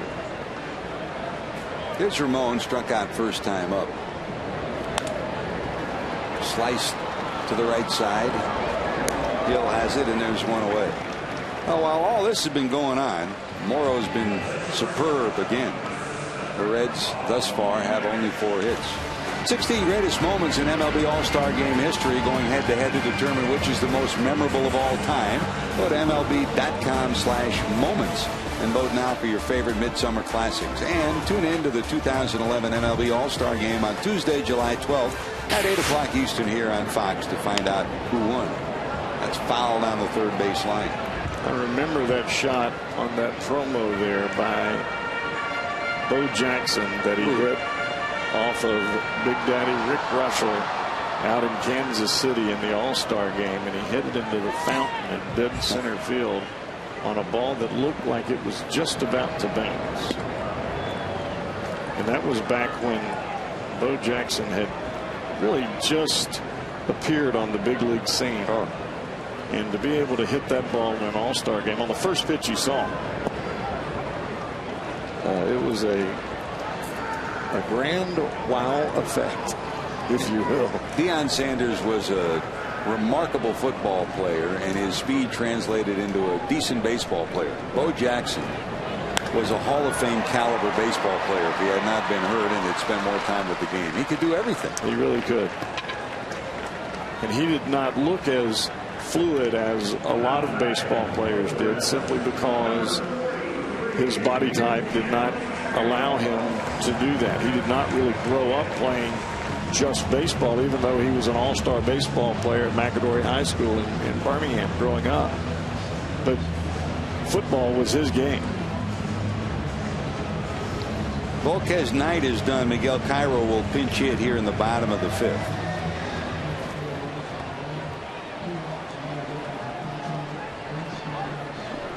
5-inning pitch, 7 hits, 4 runs all earned, 8 strikeouts, 2 walks, and 88 pitches, 55 of them were strikes. Now the Reds will have to play comeback baseball again. While on the other side of it, Brandon Morrow's doing the same thing Giorgio Reyes did last night. 16 of 18 first pitch strikes. Well, the problem that the Reds have right now, they've been able to get 1 hit, but they haven't been able to string 2 or 3 hits together in an inning. And in order to put some pressure on the opposition, you have to do that. This club will have some defensive miscues, talking about the Blue Jays, but without that offensive pressure, it's not going to happen.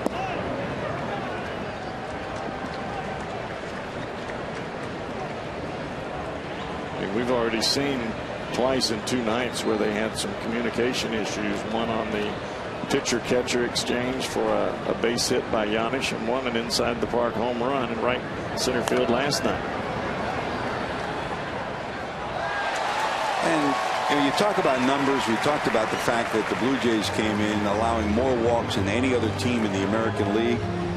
And it should not be lost that they play in a division where the Yankees and the Red Sox and the Blue Jays traditionally have strung out at bats to 7, 8, 9, 10 pitches. Right. They'll force you into throwing strikes, and they'll draw a lot of walks. It's the same remedy here. I mean, working at bat, get a base runner, and then strange things can happen. And part of that too, George, is you put runners in scoring position, and you've got somebody like Votto or Roland or Bruce or Phillips at the plate. The pitcher's got to work a little bit harder. But if they're only at first base, as a pitcher, you're not so worried about it. You're still relaxed.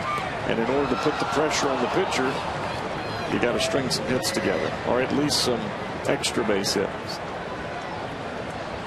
Well, JoJo Reyes didn't walk a man last night. So far here this evening, Brandon Morrow's walked only one. This 26-year-old out of University of California at Berkeley has been right on his game. Molina puts the glove down and he hits it. And speaking of a perfect pitch, there's another ground ball out. 1, 2, 3 go the Reds. They trail 4-0.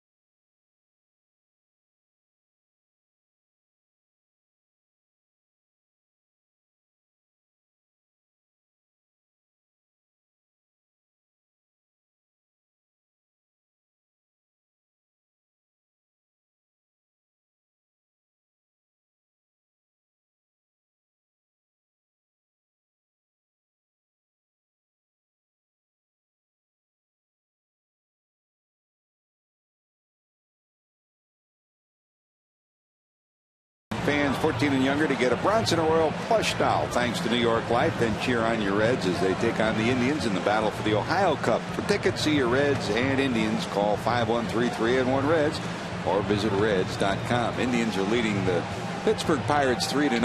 They're now in the 9th inning in Cleveland. Milwaukee leads the Red Sox 4-2. They're in the 6th inning.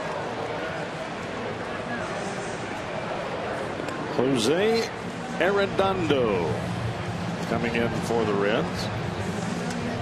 Arredondo coming off of Tommy John surgery, and boy, he has got some electric stuff. You see the numbers there. The big key is that number right down here. 12 walks, 12 strikeouts and 11 walks. And that's the one thing that both Dusty Baker and Brian Price have really wanted Arredondo to work on in the greatest sense. He has phenomenal stuff, a great fastball, a great feel for pitching. Opponents only hitting .235 against him. But in just about every ball game, he's either had a leadoff walk or he has walked a couple of batters to get himself into trouble. Fastball, split finger. He's one of the kind of guys, George, you'd like to get him going. He could really, really help you in the bullpen if he can get back to his normal ways.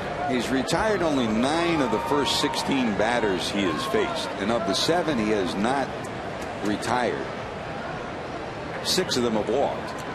Well, he has a difficult time getting the fastball down in the strike zone early. And a lot of that comes from overthrowing the baseball when he first gets into the game. And as you saw the curveball there, that ball was nowhere near the strike zone. Bounced to the backstop. Hernandez didn't even get a glove on. 2 balls, no strikes. The third baseman, Jason Nix, down the left field line, curving. It'll go foul. Come for the Reds, stay for more fun. Make it a home run weekend and visit the Reds Hall of Fame and Museum. Book your trip at CincinnatiUSA.com. This is when you're guessing fastball, friends. I know it's coming. I'm swinging no matter where it is. And look where that ball is. It is eye high. Well, eye high or Exmo high. That was high. Popped up. It'll be out of play. 2-2.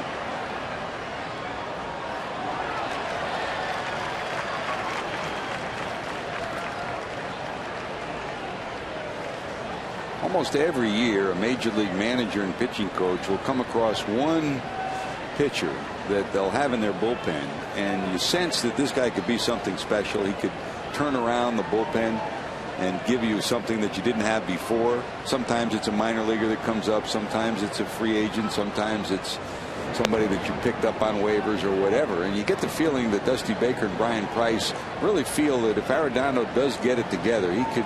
This is really, the guy. Boy.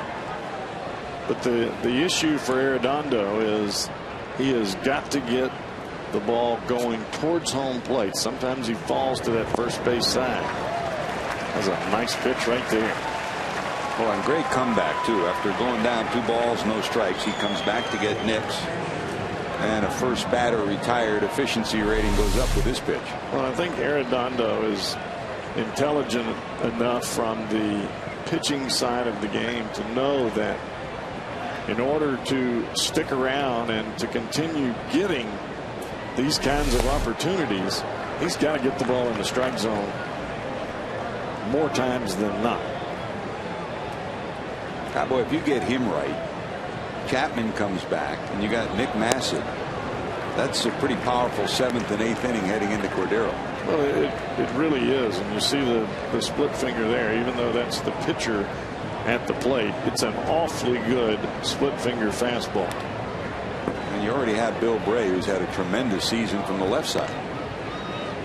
The thing that I like about Arredondo is he has no fear whatsoever. It doesn't matter if you bring back Babe Ruth from the dead standing up there. This kid has no fear. It's like somebody else I remember sitting next to me. Because it bounced her down to short. I'll never forget the story of one of the guys. We talk about guys, you know, we honor Roland Heeman will get the Buck O'Neill Award at Cooperstown this year. Pat Gillick, the former general manager of the Blue Jays, helped so many people. Al Rosen was a guy that I grew up in baseball with, and I learned so much from him.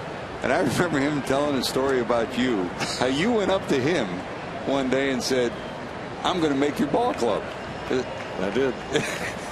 To Al Rosen, who was like the sergeant, the general. You didn't go up and say that to a guy like that.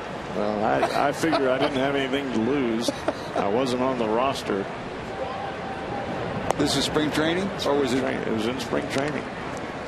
He looked at me like I'd lost my mind.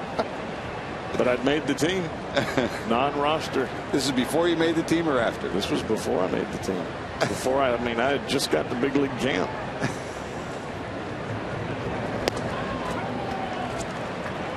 Back-to-back awfully good breaking balls there, straight over the top from Arredondo. He likes to pitch backwards, especially to right-handers. He likes to get those breaking balls over and then zoom that heater in there. Escobar struck out, doubled, struck out. Talk about someone who will sing the praises of another player. Yunel Escobar said the man who's meant the most to him in his maturation process as a ball player is Edgar Renteria. How about that? Said Edgar has taken me under his wings, taught me how to mature off the field. He said I made some mistakes in Atlanta. And when I was talking to him, he tapped his heart. He said that's what Edgar means to me. He said he's made me a better person and a better baseball player. And I could see it. I hadn't been around Escobar until this series, and you see a difference. 1 ball, 2 strikes. I mean, in Atlanta, he infuriated some of his teammates and some of the opposition with some of the flashy plays he made, and that was one of the reasons he was eventually dealt away. Well, he wanted to be noticed on every single play of the game, regardless if he was making it or not. And it just doesn't always work like that. And I think part of that, George, is very similar to how Brandon Phillips, when he came from the Indians, get that chip on your shoulder. You want to show other people that you're a good player. I'm good. I can play this game. But the best way to handle that is just to go out there and do your job, do it well, and others will notice. 2 balls, 2 strikes.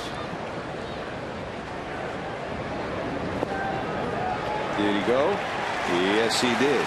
Nice inning. Arredondo has a nice clean 6th inning. Hey, maybe the Reds can pick up on this. They trail 4-0.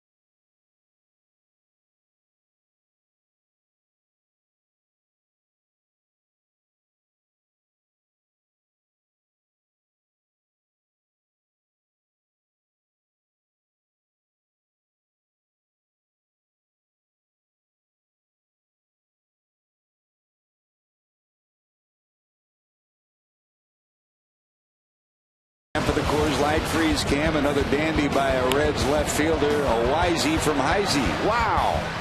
Chris Heisey's diving catch. The Coors Light freeze cam brought to you by Frost Brewed Coors Light. Wound up being a sacrifice fly as Davis scored, but had not he made that play, it would have been extra bases and that inning would have been extended. Well, the only way that you can make a play of that distance and that full out dive is to get a really clean, quick break on the ball as soon as it leaves the bat, because that was a straight line drive into left field, and if you don't get a jump on the ball, you got no chance. You're just turning and running to the fence. Here's Drew Stubbs to lead it off, and let's see, with the Reds running out of outs, they've got 9 left if they can get something going. Showing bunt, look out by his dome. In the College World Series tonight, Florida leads Texas 5-3 in the 6th inning. At Omaha, already completed. Vanderbilt beat North Carolina.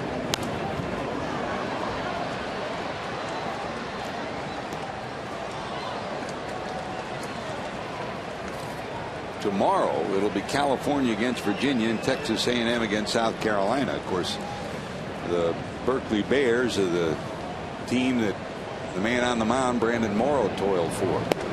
A team that 9 months ago was destined for elimination. The university said they were going to cut the program, and after some alums got together and they said, give us one more chance. Well, you got to get together $9 million in 3 months. They did. The program survived, and they're in Omaha. Off the hands. Nix has it. Stubbs is retired. He's 0 for 3, 2 groundouts and a strikeout. Hey, get ready to save big with the Reds and Reach Magazine Mondays. Purchase a ticket in the Reach Magazine family section and a Kroger meal deal for only $15. Regularly priced at $31. For tickets to the Reach Magazine family section, visit reds.com/family or call 513-381-REDS today. George, you got to hand it to the Toronto Blue Jays coaching staff. They have really had their players positioned in just about the perfect spot every time a ball has been in a questionable place.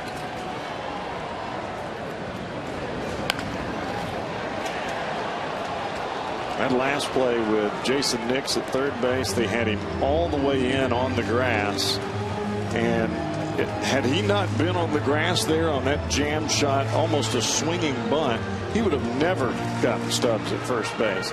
Even being a step behind the bag at third, he would not have had a play.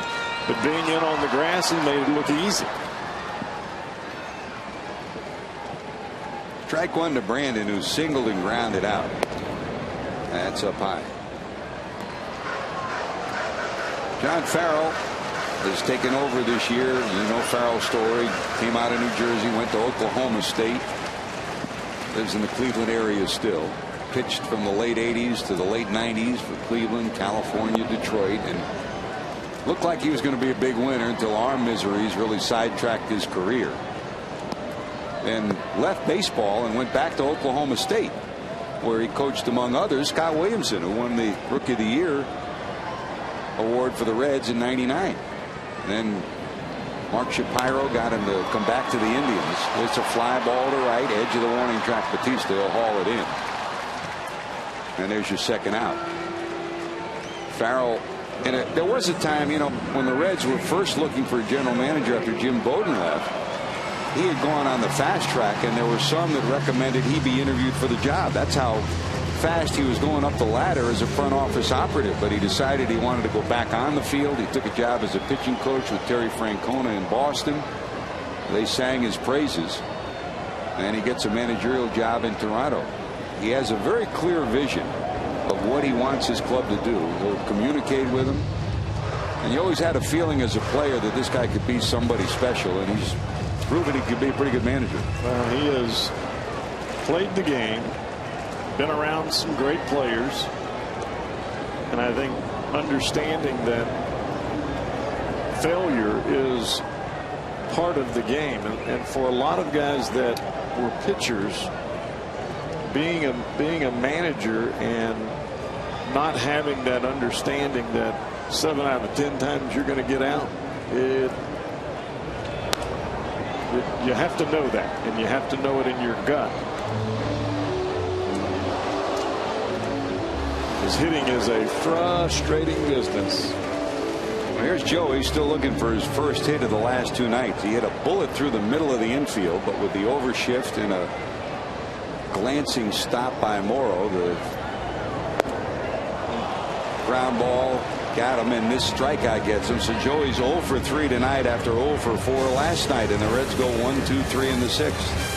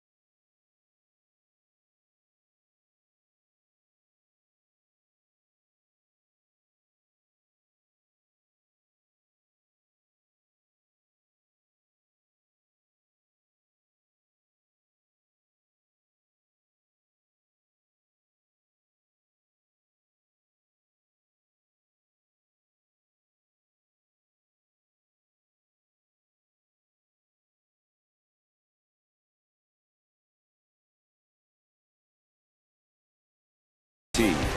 My Cincinnati Children's, which ranks 3rd in the nation on U.S. News and World Report's honor roll for best children's hospitals 2011. By your Cincinnati Northern Kentucky Honda dealers. Visit mycincinnatihondadealer.com for current offers. And by Wendy's, you know when it's real. Now buzzing towards the ballpark by the river.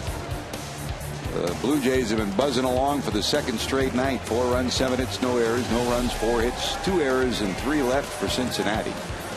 We go to the 7th inning, and Corey Patterson has been a thorn in the side of his former team in this whole series.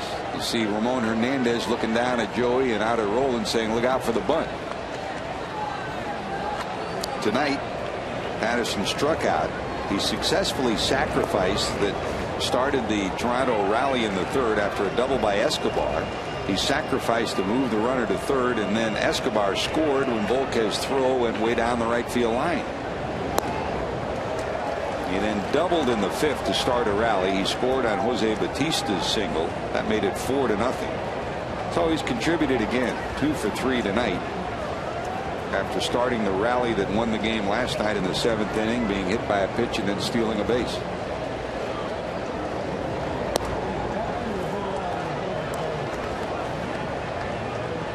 One ball, 2 strikes.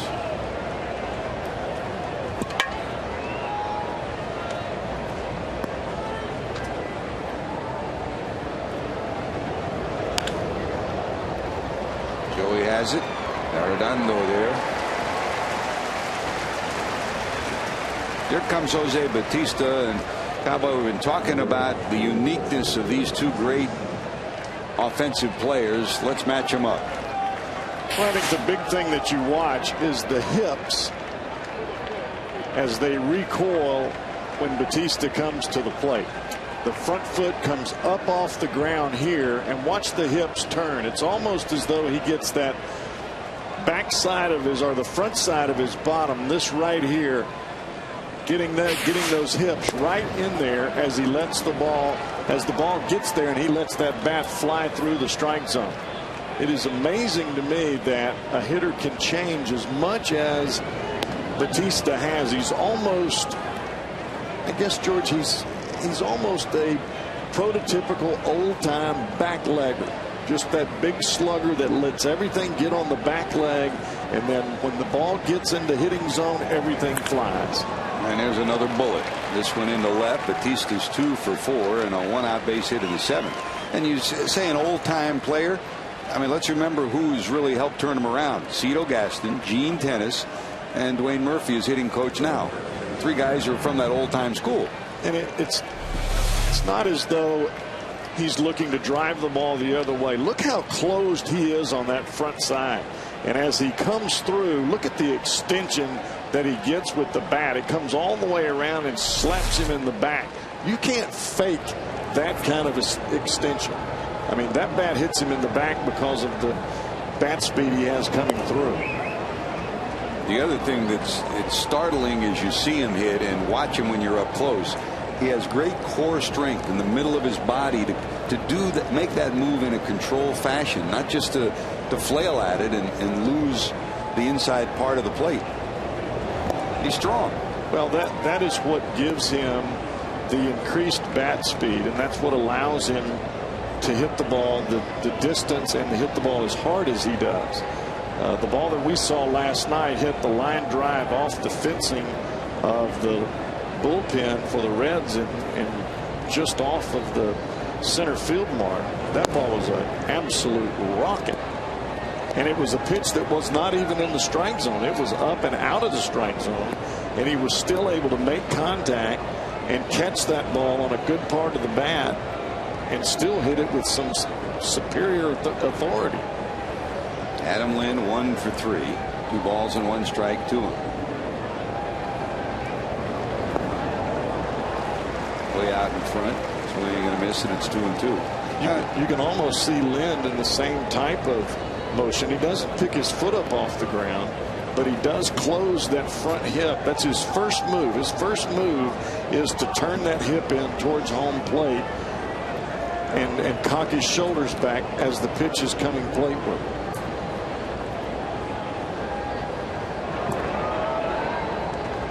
You do that on just about every baseball move that you make. And on the mound, you turn, you get coiled up before you release the ball to come plateward. The same thing in the infield. When you catch a ground ball, you turn, lock your shoulders, and fire the ball to first base. Same thing in the outfield when you catch a ground ball. The next question is, you look at the leg step, the high step that he has. Some will say that's a timing mechanism that can get you into trouble. And what Murphy's told him, what Dwayne Murphy's told him, is that, and Brooke Jacoby believes in the same thing too. It's not how much of a leg kick, but it's getting your foot down early enough. Right. As a pitcher, how do you attack that? I think the biggest thing for me, and it goes back to facing a guy like Gary Sheffield, because they seem to be very close as far as putting the ball out there. There goes the runner. Ball's in the dirt. He's going to take a turn, and it'll go all the way to third as the ball was kicked into the dugout in any event. They'll have to return to first. Off the mound, you only get one base. If it was off the field, he would get two. He'd be at third. But off the mound, the ball went directly into the dugout, so he gets only second, even though he was running on the play. Well, that looked like a fastball there that Arredondo just got way over the top off, falling off to the first base side and overthrowing that pitch.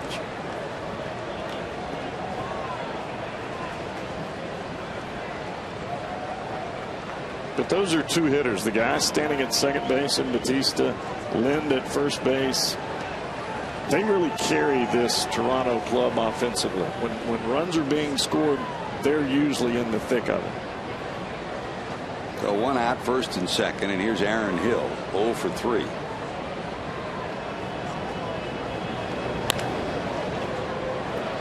Six to 4. Yes, sirree, 3. Well, a double play gets the Reds out of trouble. Can they come up with some offense? Jay Bruce leads it off. He's 2 for 2.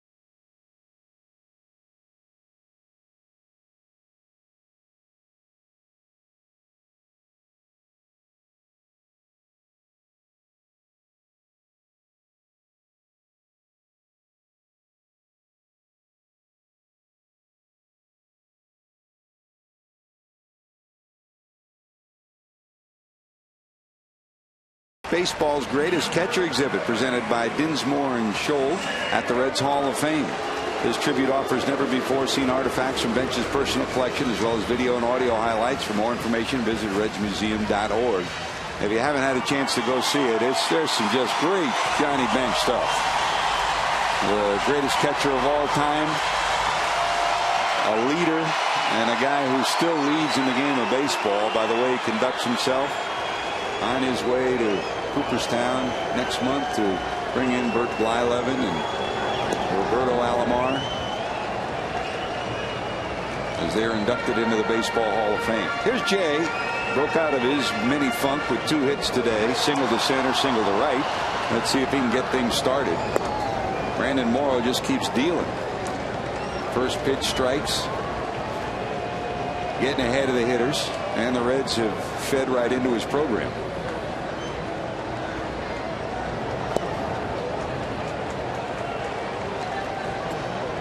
Jay is being awfully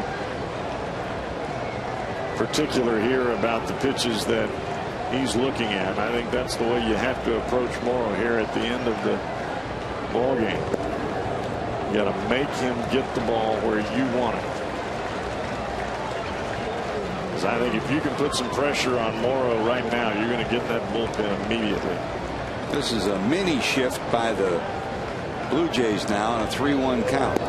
They did not shift until that pitch. He has thrown so many pitches to both Votto and to Bruce that are up and off the plate, and they must look like they are right there because Jay and Joey are both swinging right through them. Full count. That's slap foul and out of play. It's one thing to go after a fastball down and away and drive it the other way. When you're trying to go for that ball up and away with that tailing action off, it's very difficult to judge where that pitch is. And more times than not, you end up with a pop-up or a swing and miss. And you're not talking about an 89-mile-an-hour fastball here tonight. This is real gas. It's another strikeout. Bruce is retired. Leadoff hitter down here in the 7th. Heck of a breaking ball here. Starts in the heart of the plate and just drops straight down. And for the most part tonight, George, I haven't seen anything that Brandon Morrow has done that would be out of the ordinary other than just make pitches. I mean, he's throwing strikes. He's getting the ball over the plate. And when you do that with that kind of arm and that kind of stuff, normally you're going to have some success. I mean, he didn't strike out 17 Tampa Bay Devil Rays for nothing. He's got the ability. It's just a matter of when he's going to put it together. He's making some strides here tonight. Roland bangs this one through the middle of the infield for a base hit. 1 for 3, his first hit. And the Reds pick up their 5th hit of the night. George, we have talked so many times when describing our pitchers and when describing the success of pitchers in general. It's normally about first pitch strikes as we watch this fastball down and away that Roland goes right to get and hits it right back up the box. He was robbed there earlier. This time he gets it through the middle without anybody making a play. But as it stands right now, Brandon Morrow has thrown 20 of 23 first pitch strikes. I tell you, George, that is difficult to do, and that's why he is in shutout mode right now. That's certainly a formula for success for anybody on the mound. Here's Heisey. That got him on the elbow. Second time in a week that Chris Heisey's been plunked on that left elbow. So hit by a pitch, and now the Reds trying to get something rolling. Here's an Exmo look at another drill job on Heisey's elbow. This one looks like it got him on the right elbow in the back, and it does. It catches the wrist and the elbow and the rib cage. Got him in all 3 spots. He'll be bruised up nice and good. 1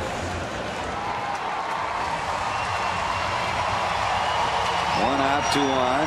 Ramon Hernandez due up.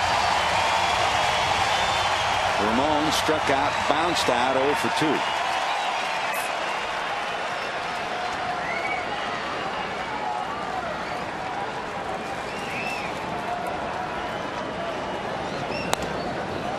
That slapped the other way. Strike 1. Well, Ramon is dead set on trying to shoot the ball up the middle and into that right center field gap. And you almost have to be that type of approach with the fastball and the breaking ball that Morrow has. If you don't, you'll never be able to stay on the slider that he has that we saw earlier when he struck out Bruce. As a right-hander.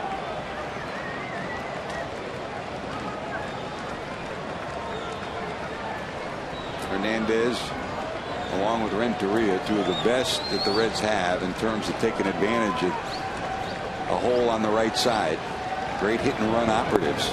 That breaking ball just misses. It's 1-1. Average speed at second and rolling. Good speed at first and Heisey. Reds trying to get on the board. They're scoreless here tonight. 5 hits, no runs. Trying to go the other way. Sliced foul again and into the seats. And you have to know that the Reds are going to make a charge sooner or later with some type of big hit, whether it be from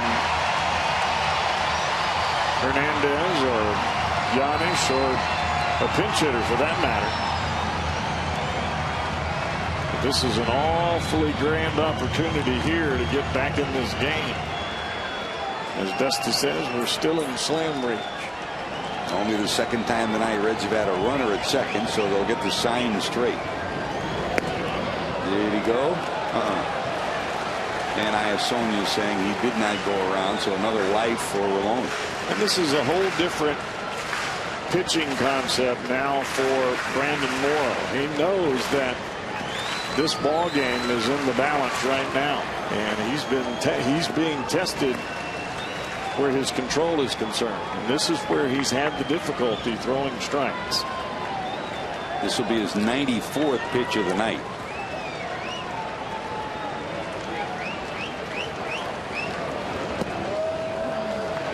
Misses and up high too. He's had a high of 107 pitches. He has not gone more than 6. And he went 1 7-inning stint in a no decision against the White Sox. This one blew down the right field line, but it'll be into the seats. And that was ball 4.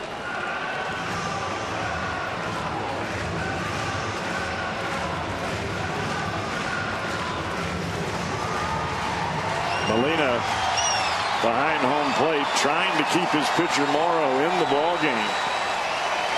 Trying to stay away from Ramon Hernandez here. He got him. Just reared back and went after him at 95, and Morrow gets his probably biggest strikeout of the night with Jason Frazier, the veteran right-hander, working in the bullpen behind him. And you notice where Molina sets up there. He doesn't set up outside. He doesn't set up inside. He sets up middle away so that his mitt covers the whole plate. Morrow has got a good fastball, and in that situation, all you're trying to do is get your pitcher to get the ball over the plate, and he does a good job there. Made the pitch. And he's still throwing the ball awfully hard. The last pitch was 95 miles an hour.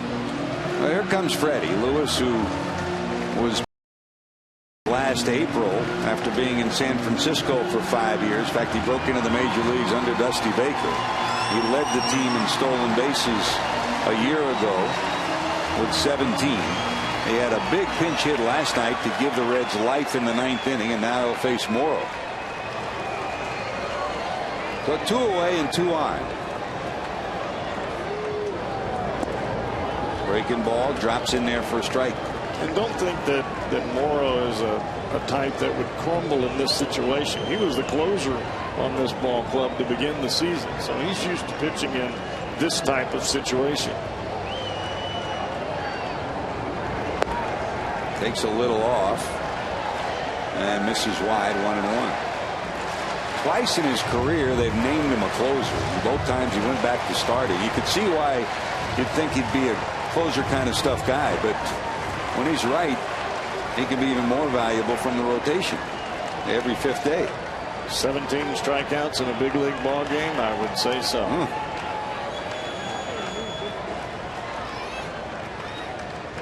1 ball, 1 strike. Molina rolls through his signs. Lewis will ask for time.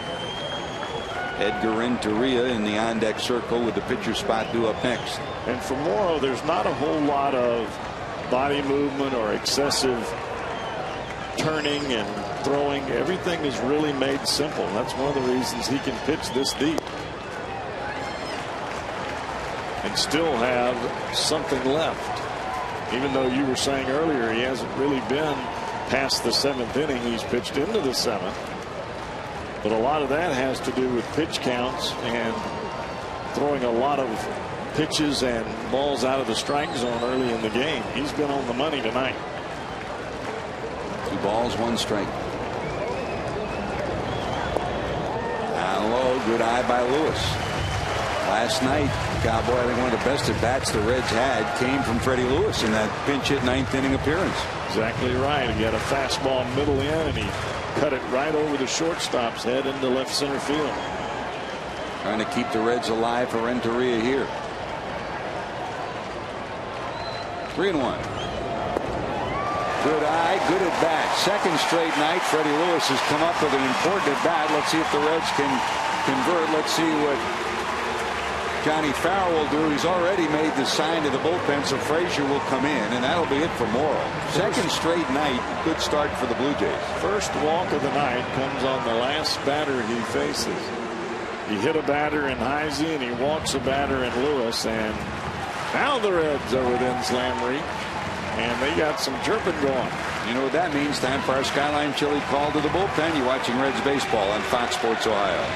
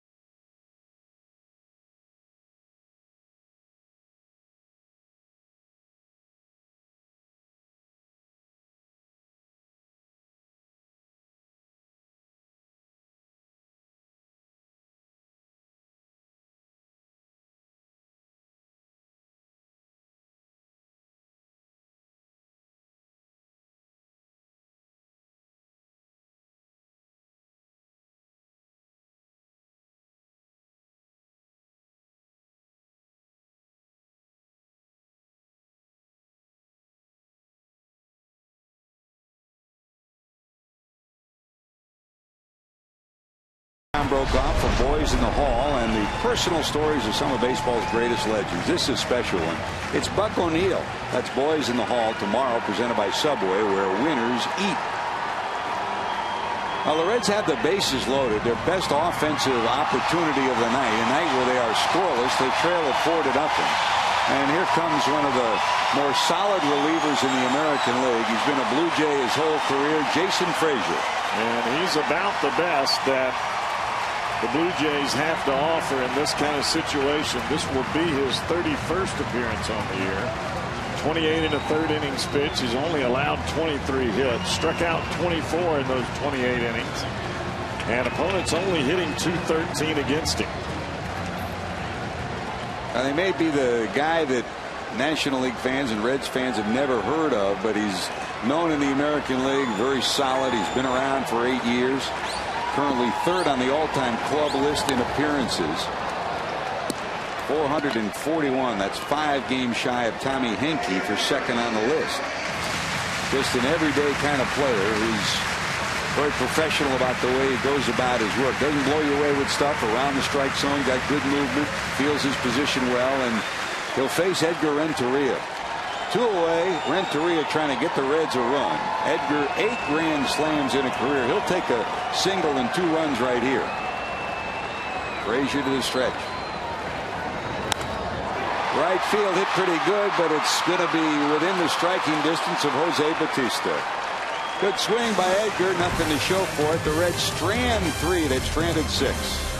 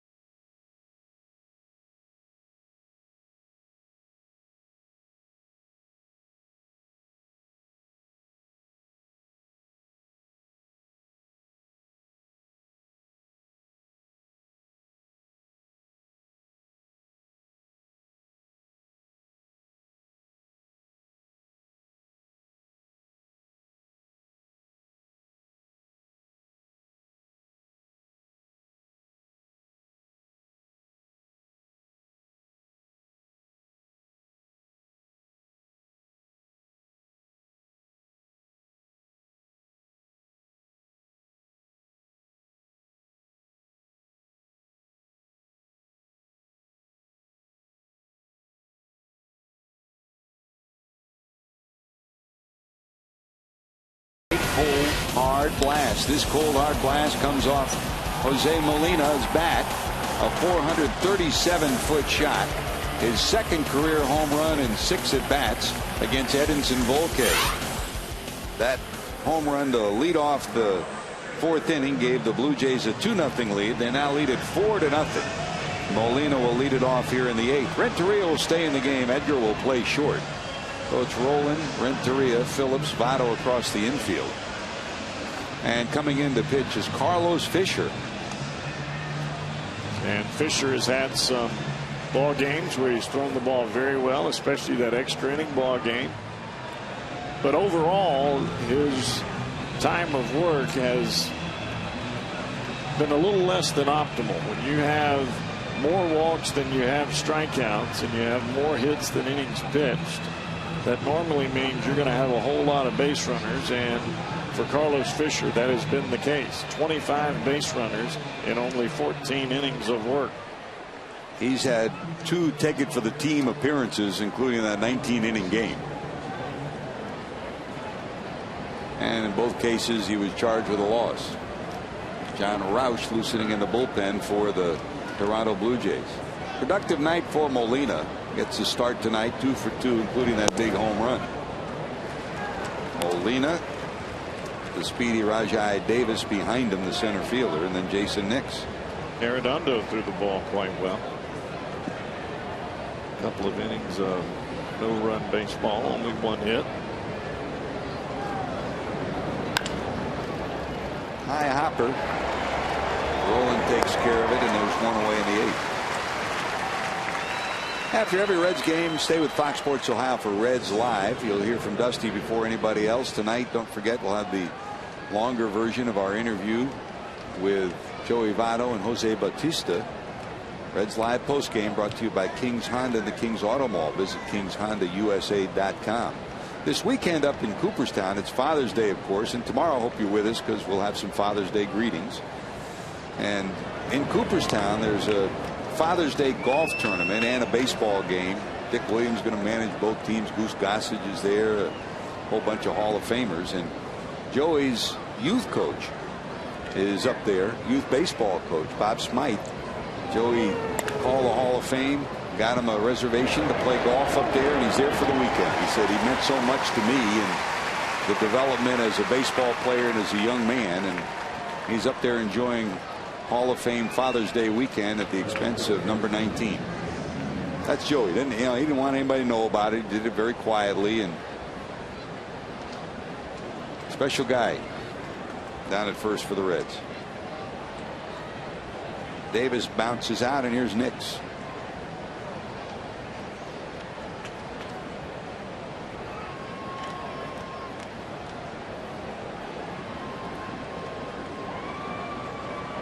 Jason was intentionally walked, hit that line drive into the left field corner that Heisey made a diving stop of. It resulted in a sacrifice fly that plated Davis after Davis's triple. And then he faced Arredondo in the 6th and struck out. And probably, you're right, Cowboy, those 2 good innings from Arredondo is a good sign. In both innings, he got the leadoff hit. Just every time when he goes out, it's just a progression of work to try to get better and better and more familiar with his mechanics in the strike zone. And coming off of Tommy John surgery, everybody says, well, it's the next year. Well, you'd like to hope for Arredondo that it can be this year. Popped up to short.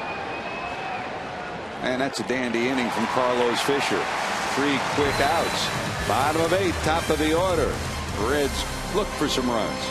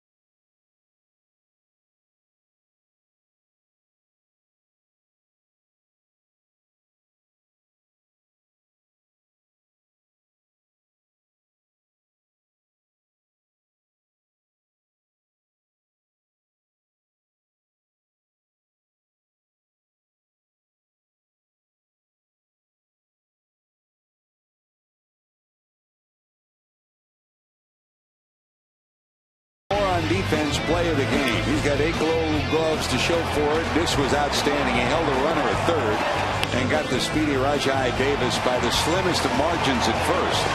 That saved a run and maybe more thanks to Scott Rowland, our Home Depot, doing more on defense play of the night. Well, when you see that in live motion, especially that zip throw across the infield as Davis was coming down. Bang, bang. John Roush on the mound. John McDonald over at third base. We saw McDonald come in last night as a defensive replacement. John Roush, folks, is 6 foot 10 inches tall. And he's a big body. He is a big old boy. 6 years in the big leagues. Reds most recently saw him in Washington. That's a one-hopper right at the third baseman McDonald. Johnny Mack has it. And Drew Stubbs is retired. Stubbs is 0 for 4. 3 ground balls and a strikeout. McDonald, wherever you put him, gives you outstanding defense. He gives you gold glove caliber at third, short, or second. How about the fact that as soon as he comes in the ball game, the ball finds him immediately.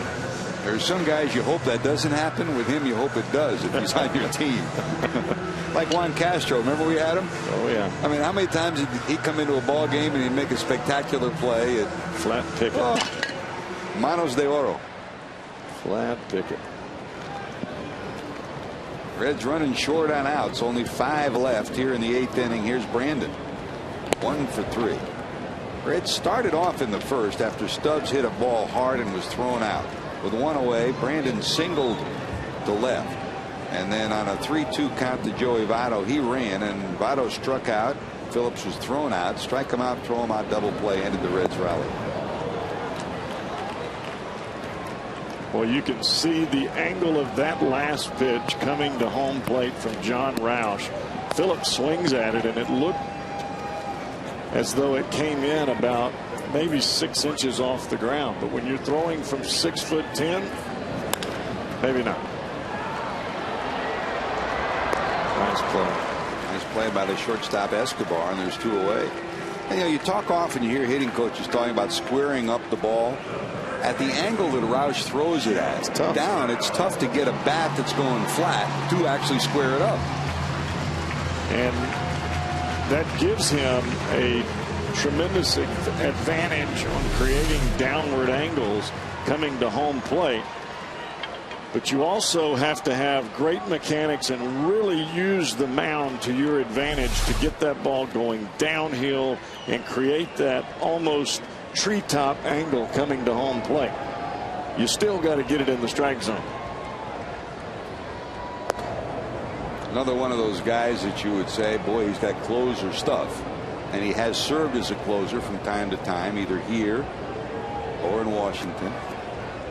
Here's Joey. Votto, 2 infrequent nights for him. No hits last night, no hits tonight, not on base either. Roush still does not throw the ball with the same velocity that he did earlier in his career. Now he's right around that 90-mile-an-hour mark, but he throws strikes. And he keeps the ball down in the strike zone. And by doing that, he really uses that height and then the extra height of the mound to his advantage.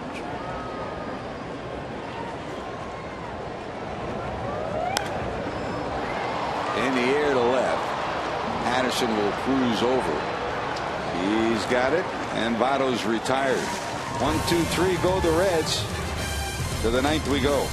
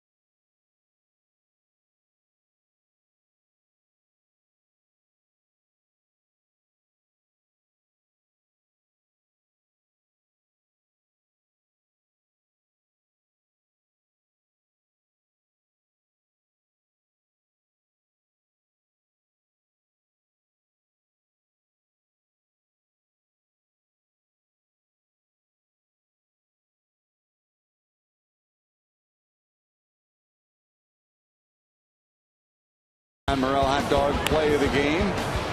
Saw it a couple of times, looked sweeter each time. Chris Heisey, a diving stop of a potential extra base hit. It wound up being a sacrifice fly from Jason Nix, but he prevented extra bases on the diving effort for Heisey and left.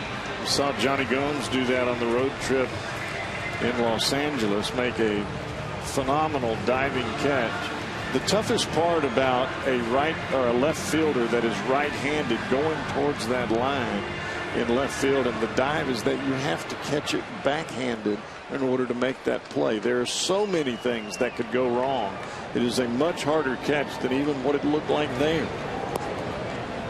Very often you make a diving effort like that, it's not your left hand or left arm that gets damaged, it's your right hand or right shoulder, like Freddie Sanchez making that effort in San Francisco diving for the ground ball.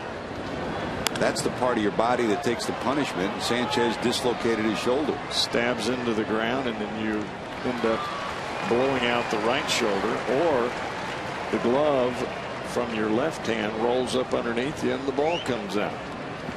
Heisey gloves that pop up off the bat of John McDonald. So there's one away here in the ninth. Looking at the bottom of 9 for the Reds. Bruce, Rowland, and Heisey due up. Joel was just going through his stats in his book, and I mean, we haven't seen it in a long time, Cowboy, with that fly ball out by Joey Votto. This is the first time since the 31st of August 2009 that Joey Votto failed to get on base in back-to-back ball games. That's by a hit or a walk so far. Unless the Reds can rally. Maybe we should put that crazy looking hair back on. Rally hair. Of course, if we did that, we'd be wearing it every night. If it wins, yeah, keep doing it. Right field in the air. Bruce has it measured. What was your greatest superstition? I don't know that I had any real superstitions that I ever thought about. The thing that I learned even at a young age was the value of repetition in this game of baseball. So I didn't really call it superstition. I just tried to do the same thing the same way every day so that everything felt comfortable and I didn't get out of my comfort zone, and it allowed me to relax when I got to the mound in tough situations. That meant coming to the ballpark the same way, eating the same meal, stuff like that? Well, not really eating the same meal, but just arriving at the ballpark early, get all your work done way early in the day so that you can get your mind on the ball game and what's at hand, and have plenty of time to go through the scouting reports and talk to other guys on your team if they needed you in a certain situation, or if they had questions about how to face a certain guy or that. I mean, that came later on in my career, obviously. But just getting to the ballpark and getting into the baseball mode and really transitioning from family mode to work mode as soon as possible. No balls, 2 strikes to Patterson. And never stepping on the line. That was a. How about coming out of the bullpen? Just came out and walked to the mound. No routine. No routine. Patterson pops it up. Well, the Reds have 21 comeback victories. Let's see if they can measure that routine and find some magic here as we go to the bottom of 9. Reds trail by 4.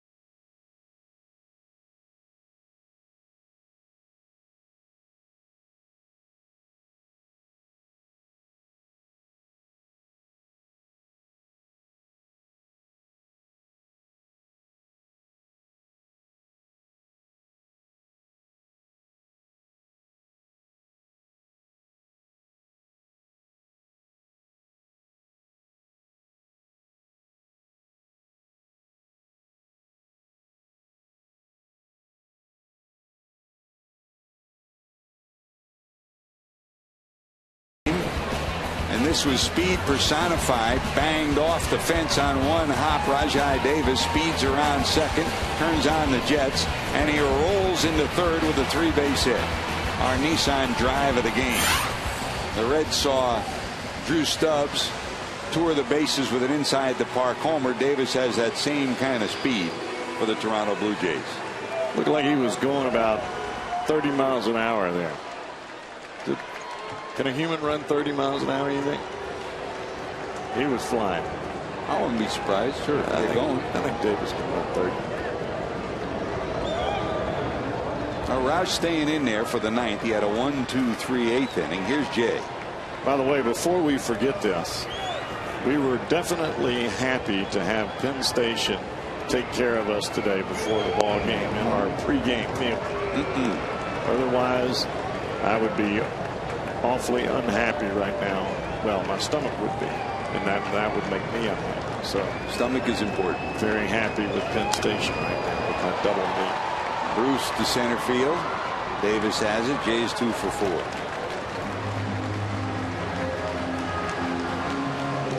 Roush, not 32 years of age, born in Louisville, lives out in Arizona right now.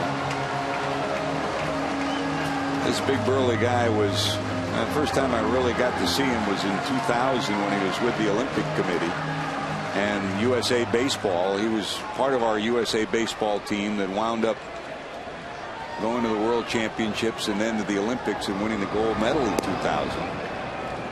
He was brilliant. Was an integral part of the Washington bullpen in Arizona and last year in Minnesota. Here's Scott rolling 1 for 3. What is it about interleague for the Reds this year? 0 for 3 against the Indians and 0 for 1 and trailing here in the 9th inning against Toronto. And it's not as though they've pitched bad last night or tonight. It seems the pitching has been there. Tagged by Rowland past Escobar for a base hit, so Scott has his second hit. You see it, you talk a lot about adjustments, and you watch Scott Rowland after what he's seen from the pitcher. I mean, he's down by 4. He's trying to stroke it through the middle. He's going right back through the middle. Adjustments. Well, he was 0 for his first 2, and now he's 2 for his last 2. And I think what Rowland basically did was shorten up the swing, forget about trying to do what you normally do, and go into emergency mode, and that's hit the ball back up the box. And for the Reds right now, a home run does them no good. They are down by 4. That's a strike to Heisey. Chris flied to right, bounced to second, and was hit by a pitch. The Reds need to get a few hits in back-to-back fashion, which they have not done in any inning.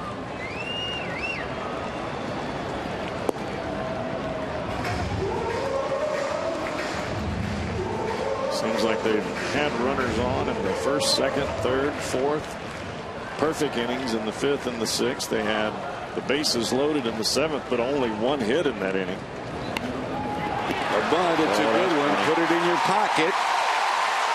And the Reds will put the tying run into the on-deck circle now with 2 on and 1 out in the 9th inning. And that'll get Francisco up in the bullpen for the Blue Jays. This is the part of Chris Heisey's game that makes him so valuable. On a night where he does not have a base hit, and he can put that bunt down with the best of them. He puts it right on the grass, and John McDonald playing back. McDonald didn't even leave his position. He was afraid Rowland was going to come to third. He made Roush go to get the baseball. Reds need to just keep the rally going, just one at a time. 7th hit for the Reds tonight. Here's Ramon, who's 0 for 3, 2 strikeouts and a ground out. That's up high for ball 1. Johnny Gomes in the on-deck circle. And where this helps the Reds in the event that Francisco does come into the ball game, George, We know how prone Francisco has been to throwing the ball out of the strike zone. So if the Reds can put a rally together and at least approach the 4-run mark that the Blue Jays have, they can put a whole lot of pressure on that Toronto bullpen.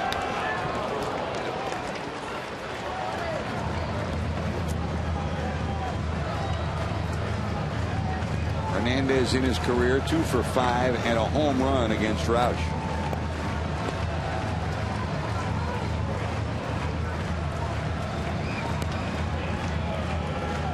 At this point, I think as a hitter, you've got to be thinking up the middle, single the other way. You hit a ground ball that you roll over on, the ball game's over.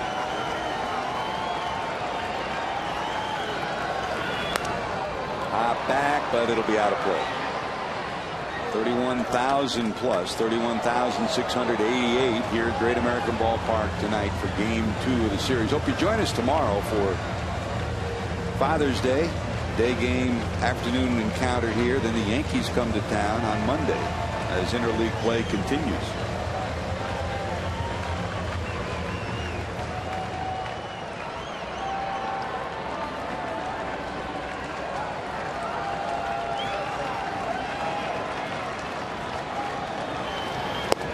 Yes, missing wide, and it's 2-2.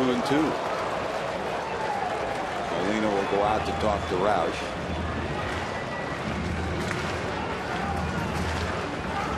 I think sometimes when you have younger players playing in these types of ball games, George, that the younger player tends to have the attitude that I'm going to show you my greatest talent because I'm playing someone that I don't normally play. When in reality, it should just be an everyday ball game, just another game in the 162-game schedule. And I think you put too much pressure on yourself trying to do too much. And that appears what has happened last night and up until this point, what has happened to the Reds offensively tonight. A little rustling in the crowd now. It goes 3-2. Rolling off second, Heisey off first. 3-2 to Ramon. Roush to the stretch. That's hit pretty good to left. Going back, looking up, reaching up. Patterson has it. The runners had gone halfway. They'll have to return to their bases. Oh, for the speed of Corey Patterson. Not too many left fielders in this game catch that ball, George. You're right. That ball's hit on a line over the head of Corey Patterson. A direct turnaround and run for Patterson. You can see him in full speed mode. But a guy that's normally a center fielder, you said it earlier, George, they got a whole lot of speed on that center field and left field side. You hit the nail on the head. I mean, that ball went over his head. If it's not the speedy Patterson or somebody like Davis, that's on the warning track, and 1 run scores, maybe 2. So it's still first and second. Now there's 2 away, and here comes Johnny to pinch hit. Reds down to their final out. Great to have you with us at Great American. George Grant, Jeff Brantley, Jeff Pecoro, Jim Day standing by for post-game. Matt Sigafus in charge of pre-game activities tonight. Brian Hunterman, our producer. Roy Alfers, our director. Kevin Pennewitt down zipping highlights for you. Lauren White with our graphics coordination tonight. Joel Luckup and Big Papa Jesse Jackson up here in the booth with us tonight. Last night the Reds lost, but so did the Brewers and Cardinals, so everything stayed the same. Different story tonight. Cardinals and the Brewers have both won. So the pressure's on here in the 9th.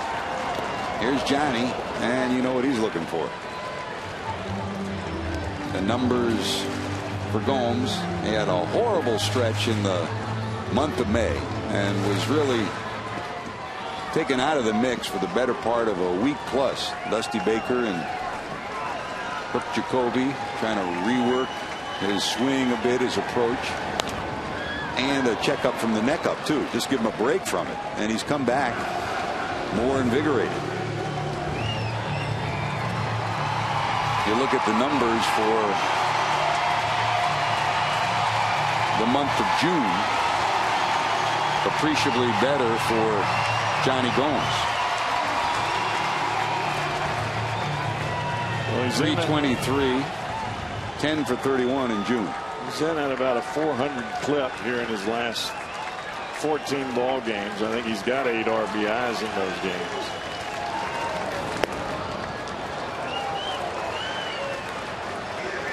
One ball, 2 strikes to Gomes, pinch hitting in the 9th.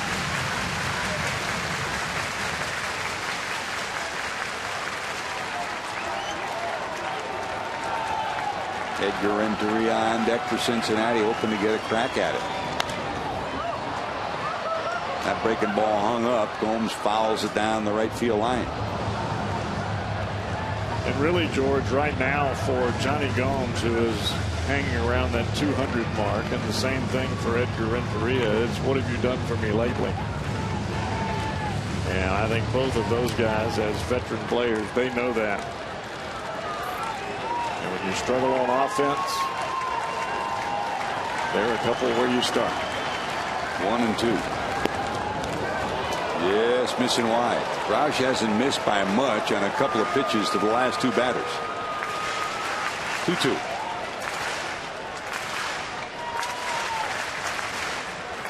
Reds looking for a big hit, something they haven't had the last 2 nights.